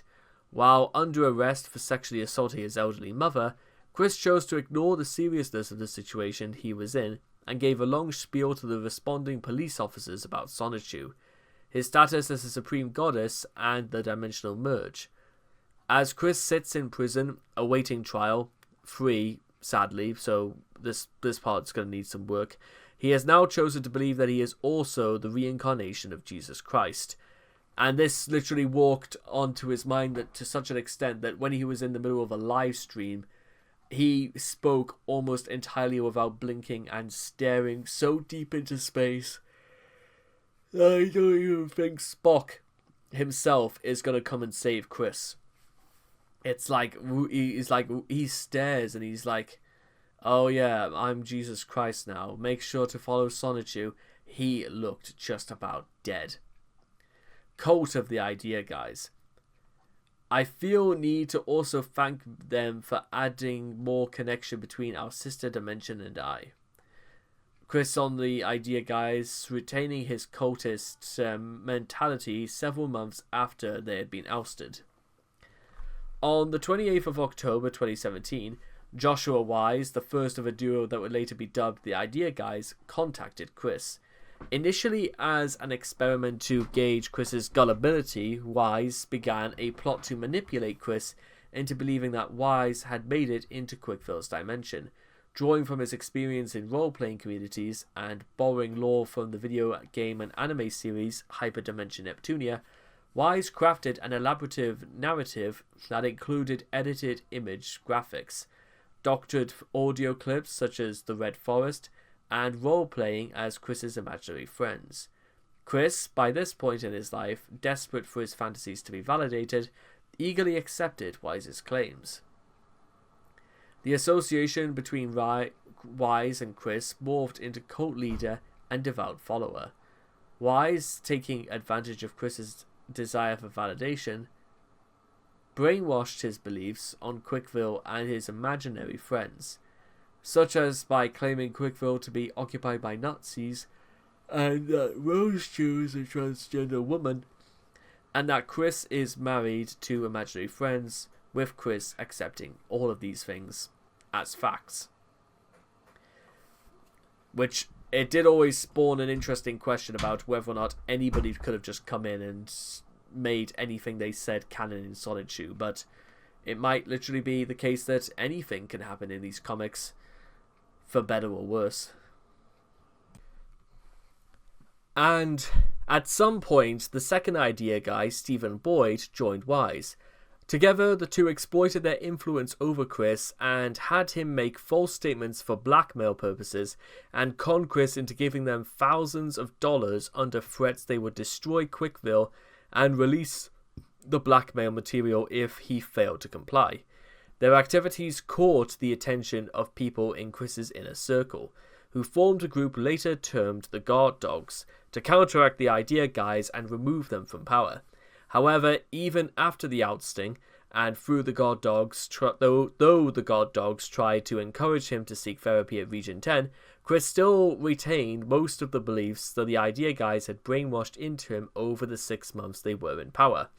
Guard Dog Marvin explained Chris's perspective. Reality is malleable concept to Chris. To Chris, that these losers were pretending to be imaginary characters doesn't mean they didn't unwittingly connect with their counterparts in the other dimension or whatever. So yeah, he thinks Wise and Boyd were assholes who stumbled upon some magic shit or some shit.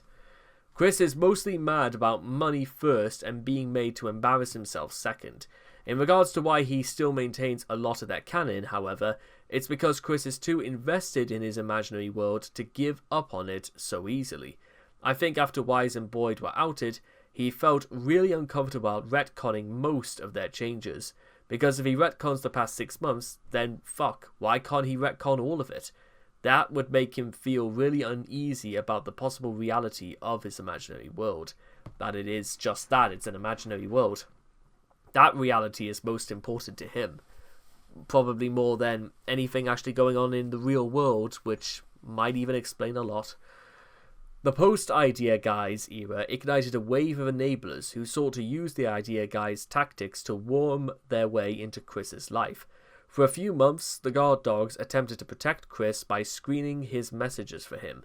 However, given Chris's refusal to address his psychological weaknesses and willingness to find others to play make-believe with, the enablers eventually broke past their defenses, leading to the Guard Dogs washing their hands of Chris.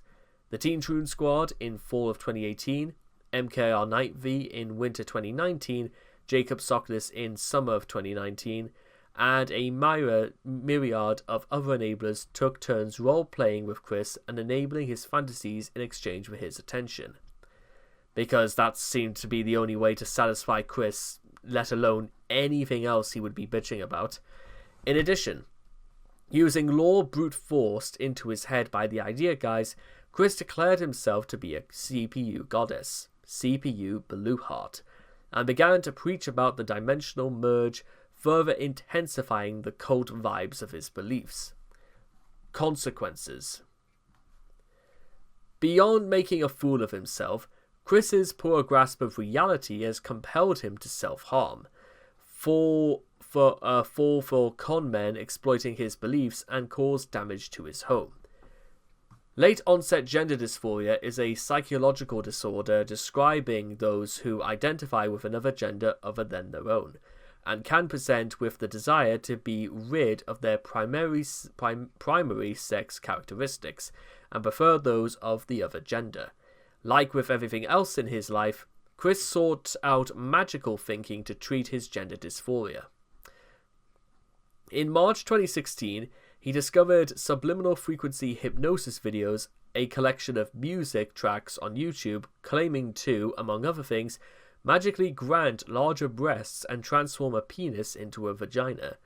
Chris's confirmation bias over his breasts increasing, crediting it to the mysticism instead of his gynecomastia and poor measuring of his chest, led to him believe that the claims made by the channel were actually true. He pursued the penis-vagina transformation and began to prod his taint while under the impression there was a hidden vagina in there.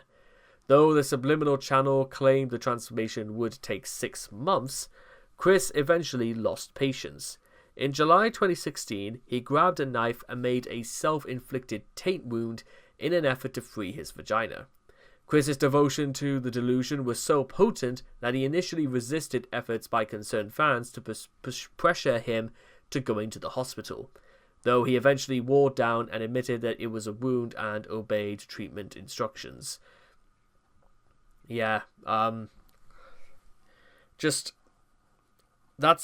Chris nearly died because he preferred listening to his own beliefs than anything else. Con artists.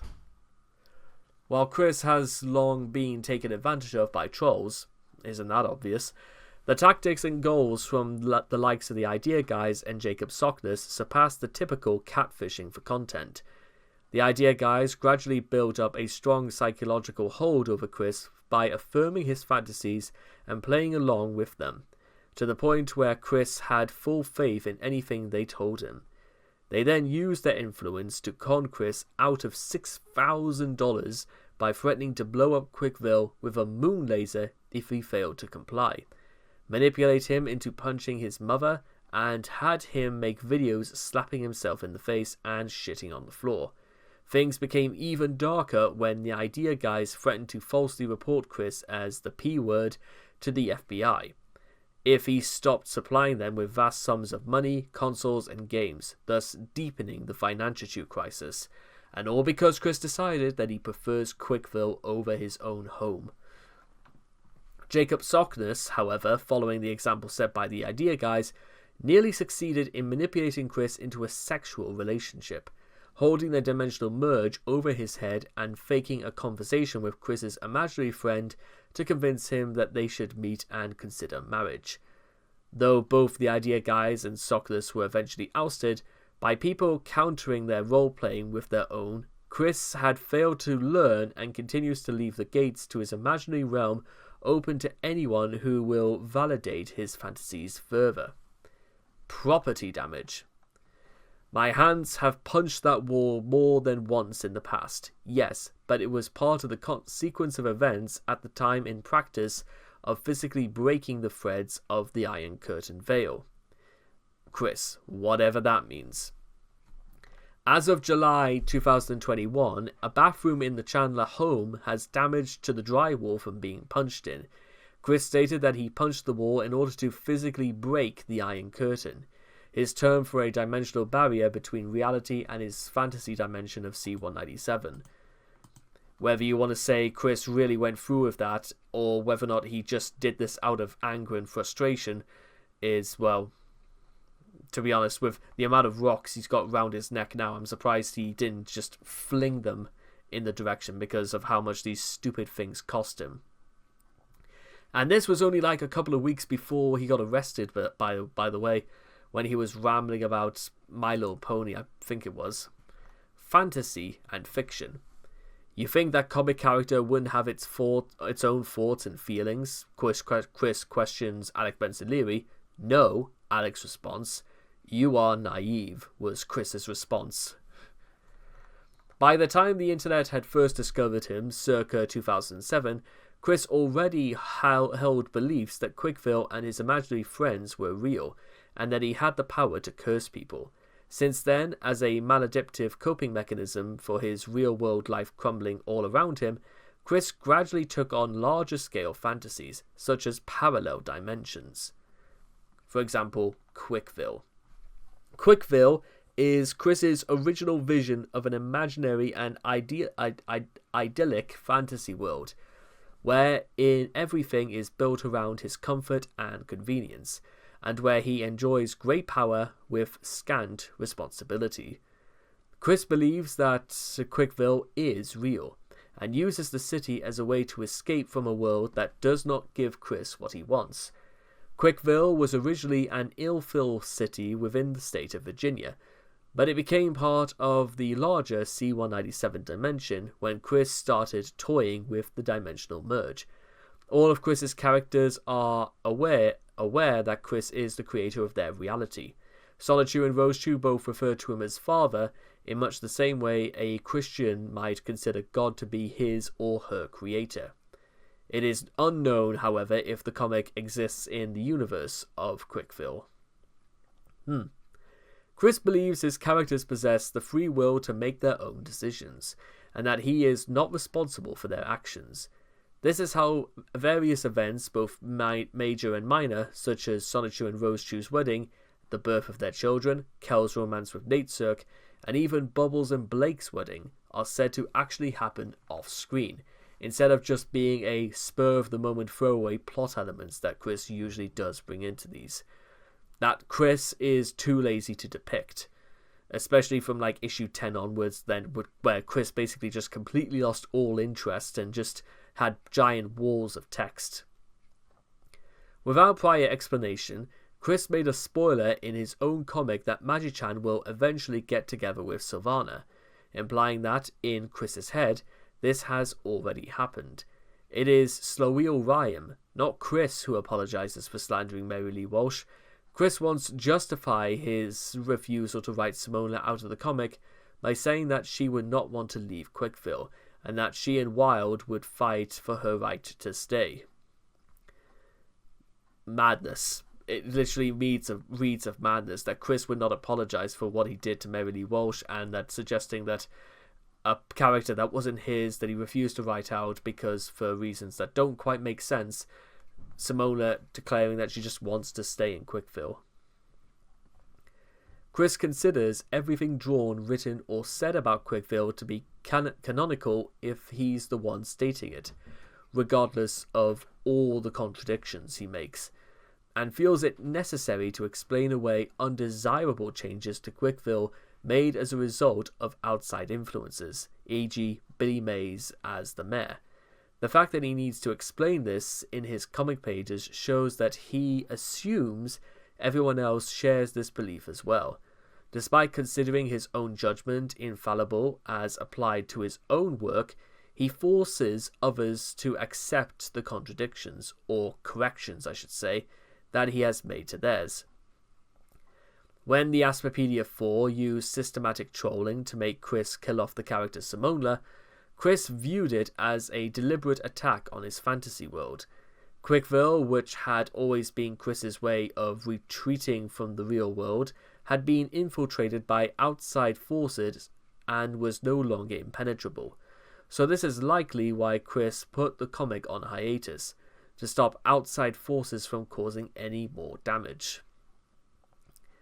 Again, it might be too late anyway, but, well, what can you do? This isn't my comic, this is Chris's. At one point, Chris's beliefs are such that even he claims to hold the distinction of mayor of Quickville in real life. That just about sums up the majority of things about where Chris really is in his mind, but we'll continue anyway. He only admits that Quickville is not real when he intends to pacify others he sees as too slow in the mind to comprehend this idea. He most likely defends this belief because he has accomplished and produced virtually nothing worthwhile in his life anyway. And he likes to pretend that he has made a positive impact on something, anything in his life, if only on a metaphysical level. In his opinion, anyone who does not accept this worldwide view is naive. Say it with me now. On the 23rd of July 2017, Chris responded to his true and loyal fan base who wondered why Chris wouldn't reboot his comics. As a response, Chris explained that if he were to reboot his comics, that would mean that history in the canon would have to start all over again, and all of the characters would have to start over with their original forms, or their original origin stories. Essentially, he thinks that if he pulls the plug on his Sonichu franchise and reboots it, that would mean that all of his characters would die and they would somehow reincarnate into their newer, upgraded versions. And Chris seems to think that's a bad thing, apparently. I believe in the alternate dimensions where each set or all of our animated characters reside and live their lives and continue growing long after the series is finished. Or stay kids, whatever. Chris 2 doopy do-over. Yeah, this was like the first breaking into Chris's beliefs in things like the dimensional merge, and here we go. The moment I brought up the multiverse, he listened. the original idea guy on how he got Chris's attention. It's about as simple as that, apparently. Chris's belief in alternative dimensions enables him to disconnect from the poor and mundane life he currently resides in, and to shift the responsibility over personality flaws to an alternative Chris. It gives him solace to believe that he, or other versions of himself, exist in other places, where he is content, successful, and surrounded by characters and people who love him. The idea guys exploited Chris's nascent beliefs and desires on other dimensions and further shaped them as part of their cult-like grip over his beliefs. The dimensional merge is Chris's ultimate escapist fantasy, enabling him to think he is a powerful and wealthy individual with real friends and a happy marriage, all just waiting for him on the other side of the dimensional curtain. A concept originally created by the idea guys and later expanded on by Chris with the help of fantasy enablers. The merge is his hope that the sister dimensions 1218 and C197 will unify, with him overseeing the merge in his role as the goddess CPU Blueheart. The dimension 1218, sometimes referred to as Earth 1218, is the dimension of reality. The dimension C197 is the designation for Chris's imaginary world, which contains all of his favourite fictional characters and OCs. The merge was originally scheduled to complete by the end of 2018, leaving behind a multiverse known as 1C-211987, with elements of both sister dimensions, and enables Chris to realise his dream of hanging out with Solitude and his pals in reality. Which is never going to happen. I know that and you know that, but Chris never will admit to that. Imaginary friends. And one day, very soon, my family and I will be able to show ourselves to you all. Then you will be taking back your own schizo labels. Harumph! Chris vowing that we will see his characters in the flesh, and it still hasn't happened yet.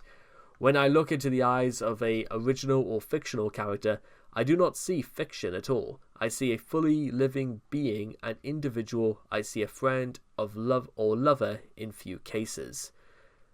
Depending on which characters we're talking about, that has some pretty nasty connotations. Chris describing, however, how he sees his characters as real. In addition to Quickville, Chris's belief in imaginary friends is another major element of escapism. A mix of maladaptive coping and daydreaming, Chris believes that his characters actually exists in both C197 and 1218, and that he can communicate with them via meditation sessions. In reality, conflating his inner monologue with imagined visions and voices of his fictional friends. There are many instances of Chris trying to interact with imaginary friends over the years, becoming more prevalent over time, and his desire for escapism intensifies. Examples include his confrontation with Mary Lee Walsh in 2004, his imaginary dance partner at the 2017 BronyCon Gala, and social media messages near the end of the 2010s, written either from a point of view of any of his OCs or in which he claims to be with any one of them. In the fall of 2017, the idea guys roleplayed as Chris's own imaginary friends, giving Chris validation over his pre-existing notions and further fueling his maladaptive behaviour, such as by convincing Chris that his imaginary friends will be united with him in the dimensional merge, and that he is married to several of them in a polyamorous marriage. Magical thinking. At this point, it's probably more wishful thinking, but let's ignore that for 1 second. Quite frankly, I believe you are wasting your time. There are more productive things in life than levitating a pen.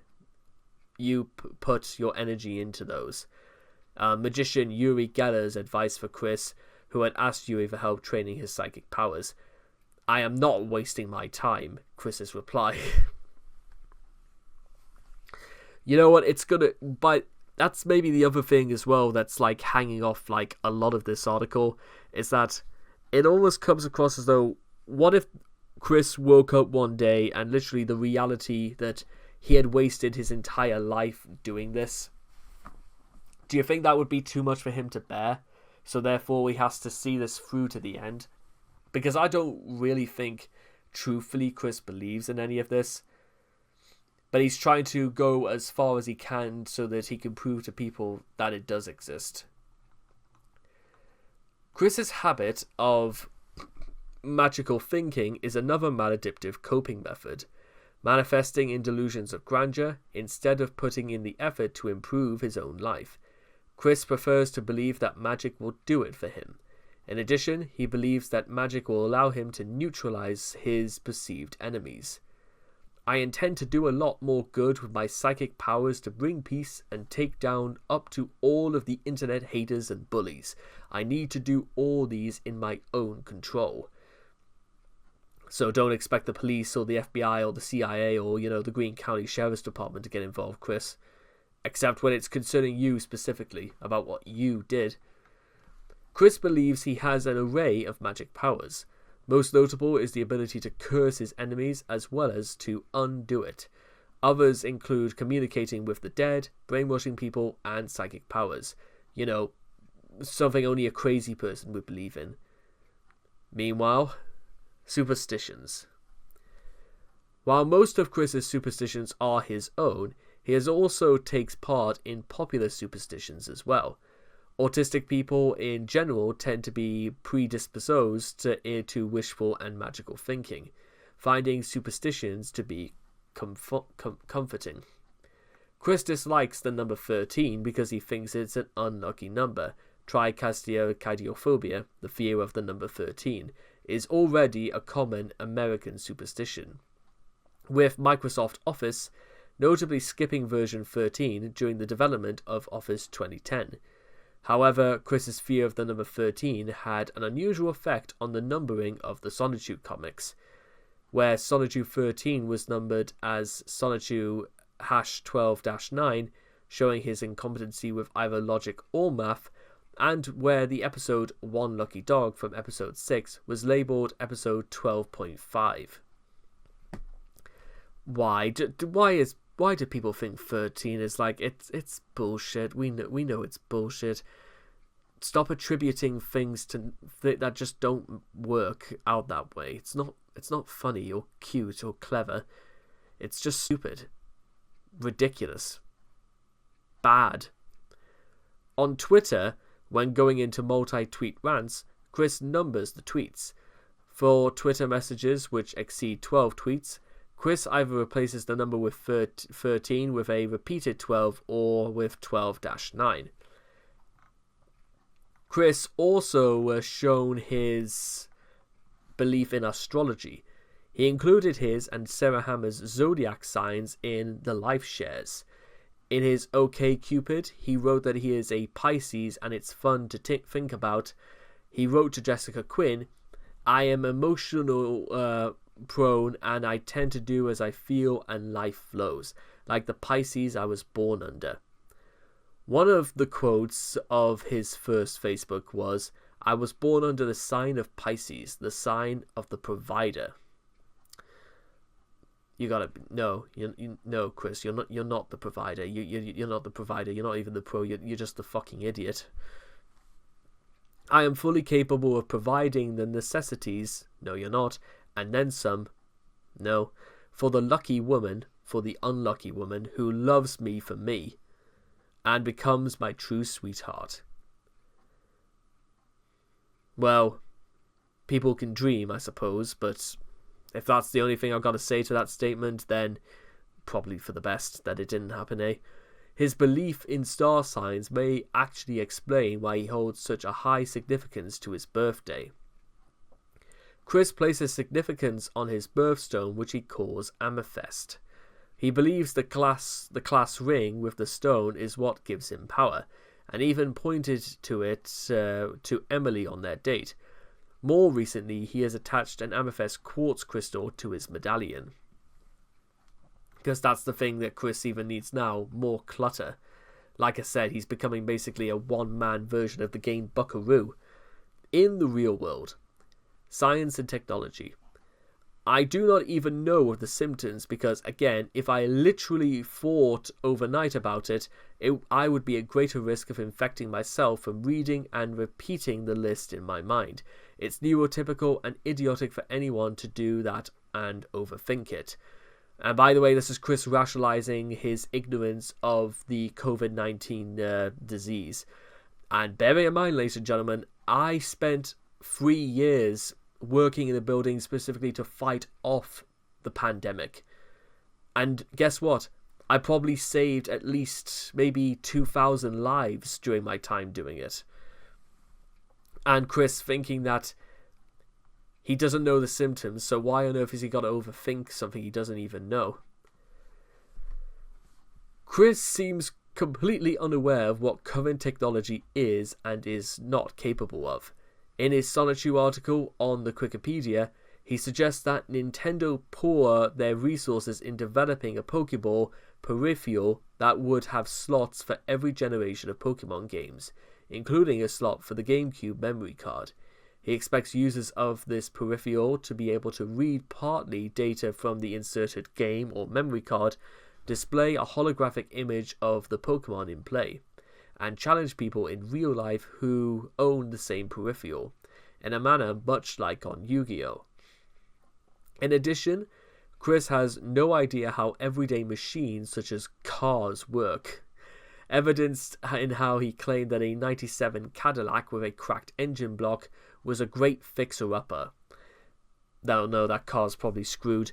Normally, any serious physical damage to a car's engine can only be repaired by a very skilled mechanic, or cannot be repaired at all and one must buy a new engine, both of which are not cheap, but that's an entirely different problem. Chris has also been shown to lack knowledge of basic pathology. Where he contracted a cold in December 2019, he had misattributed it to the large-scale triggering that he got from a number of people on his Twitter. Yeah, and bear in mind as well, this was like just when the pandemic was only just beginning. Maybe Chris did get it and he was just ill. Maybe he was trolling us all this time. Oh dear, it's... No, I don't think that would be possible. I don't think Chris is even bright enough or had the foresight to even do that. Social rules. Chris also obsesses over popular rules about relationships. Oh god, here we go again. He's held on to the idea that sex should be given on the third date, as well as other overly generic dating advice. Other rules Chris has culled from pop culture include superficial platitudes about decency, often expecting them to be valid in situations concerning others he has wronged. To name a specific example, besides emphatically claiming to be true and honest and requesting others forgive and forget, Chris once openly expressed a belief that learning morals about love and friendship, like franchises from My Little Pony and Care Bears, can prevent war. Woefully unaware that the real world and human beings are many more times more complex than what Chris is being portrayed as far as, in a cartoon aimed specifically for young children. Which means that probably Chris is either aged 10 years backwards, so he has the fortitude of a 5-year-old in a 42-year man's body. Again, you can work these things out, but Chris... It's a good thing Chris doesn't get into politics all that much because, well, despite the article in itself, there's still... I think he's more preoccupied with stuff like this. Conspiracy theories. I bet even Greene County had something to do with influencing that goddamn Michael Snyder to make him pretend to have a reason to kick me out. Chris blaming his school board for a decision made by a game store owner. Chris and his parents have come up with several conspiracy theories to explain away his life problems. Notable examples are Chris blaming his elementary school for keeping him in the autistic shell, his parents' notion that Michael Snyder and Megan Schroeder were masterminds behind the trolls, and Chris's belief that Snyder caused his own injuries when Chris and his mother hit him with their car. Estimation. A car weighs a lot more than 10 tons. Chris being unaware that most cars weigh anything but up to roughly 1.5 to 3 tons, at least. Chris has a tendency to hugely exaggerate estimations of length, width, and strength in his favour, as evidenced in the depiction of a 12-pack can of lemonade as being 50 pounds or 22.7 kilos. This behaviour is a symptomatic of dyscalculia, a common symptom of autism, which leaves the sufferer with poor comprehension of time, measurement, or spatial reasoning. However, Chris does not really display any symptoms of it, suggesting this behaviour isn't mere ignorance, but rather Chris telling childish lies to impress people about his physical strength. But where is it, though? Can you tell me? Lack of theory of mind. Chris has no idea on what the billions of people on the planet think. Or at least one person who wants to tell what we think of Chris, but we know what those probably are. He thinks that all men would happily wear bras and skirts. It must be noted, however, that Chris thought these ideas so that he alone would be more comfortable cross-dressing, and that every Sonic fan on the planet would support him in the Sonic Boom protests. When somebody informs him that they have a different opinion from him, he throws a tantrum and denounces that person as a troll. While autistic people have long been stereotyped with a lack of theory of mind, research into the double empathy problem proves that they don't necessarily lack it, though Chris definitely does. His actions speak for little, if any. Certainly not for me. Narcissistic tendencies. Here we go. Chris automatically assumes his lies will be believed, even if they contradict existing information. This is copiously evidenced in his constant lies during the father call, wherein Chris fibs incessantly about his health, among other things, frequently denying things or changing his story whenever he gets called out. His habit of lying and lying about his lies is likely inherited from his mother, who his brother described as a pathological liar.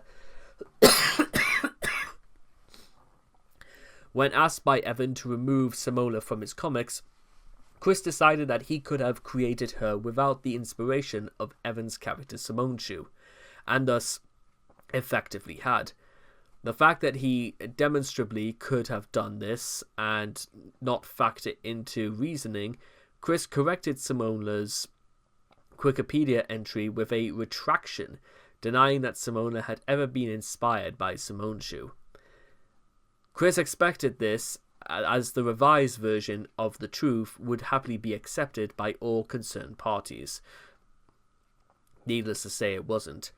In addition to lies, Chris expects that any so-called apology will immediately change their minds of any perceived enemy of his, and everything will be sunshine and rainbows for him again. In fact, he believes this so much indeed that whenever he tries and does an apology video, he says it as though just saying the words are magic. He has done this many times before, but almost always not working out in his favour, especially considering his self-centered temperament and general nonchalant disregard for social etiquette are often what cause him trouble in the first place. Later on, however, he opted for a different approach in the form of contracts, in addition to unwittingly invalidating his own contract with a stipulation that store managers cannot hand him over to the police. He proclaimed that refusal to let an individual with a history of belligerent and disruptive behaviour run amok in a retail setting would prove a manager to be most uncompassionate and lacking of heart and soul, even accusing them of potential discrimination simply because he identifies as an LGBT person. I wonder if Chris ever did have to pull that card out just to get his way. I'm not too sure, and I'm not too sure they would have just told him to go. Chris considers people with Asperger's syndrome to be fakers who are taking the shine and limelight away from genuine people, such as himself, who have autism. Although Chris has admitted that this fact is only his idea, he still believes this. To think otherwise is to conform to blasphemy. As with many other things which antagonize him, Chris simply assumes Asperger's to be signs of a conspiracy targeting himself. With that sort of attitude, I'm surprised that Chris would have anybody left wanting to talk to him, because really? You really have to say stuff like that for no other... Why exactly would anybody say that anyway, just apart from trying to make themselves look good? Newsflash, you don't when you do this stuff like that. Unsurprisingly, Chris came across as highly delusional when he expects to be taken seriously. For example, on the 28th of April 2012, he made an empty threat to the Kiwi Farms about hunting down each of its members. He claimed to know where each of them lived in an attempt to intimidate the trolls, even if one were to gloss over the fact that he wouldn't even cough up $800 to travel to Redmond to see his dreams come true. And it should be noted that there are trolls all over America, and indeed the world. There's a higher chance that this will only be one outcome of Chris actively pursuing his trolls, with the purpose of doing them harm. All things considered, Chris ended up making himself even more of a laughingstock in the process. Like many of his worst flaws, this contributed to the biggest mess Chris has ever gotten himself into. In July of 2021, Chris felt the need to confide in someone that he was shagging his elderly mother, after previously lying that he was in an affair with an anonymous older woman. For this, he chose Bella, foolishly thinking he could trust her to keep the details secret. Despite Chris confessing to the illegal act of incest, having been informed by Noel she's an obvious troll and that she had suffered the consequences of oversharing public information multiple times, 4 years. Needless to say, this caused a ruckus that ultimately led to Chris getting arrested. Though not, sent down for anything, because Chris, even to this day, is still pottering about as he likes.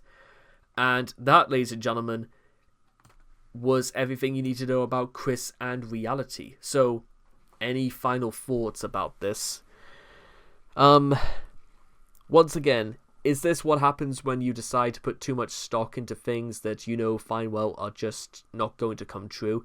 Is this a subsidiary side effect of people who have autism in thinking that, as nice as it is to interact with the real world and, get to know more people, get to know the experiences that life has to offer, it's more interesting to stay in the confines of your own imaginations because life sometimes is too hard for some people? Or is there any moral whatsoever, and that perhaps, to be honest, maybe there isn't a moral to all this. Once again, maybe we're just a bunch of dumb, stinking idiots, and we're all doomed. The end. And that, ladies and gentlemen, I hope you guys have enjoyed this reading, and I cannot wait to see all of you guys again when we discuss the core aspects of Chris's personality. So, thank all of you for watching, and take care, and bye-bye for now.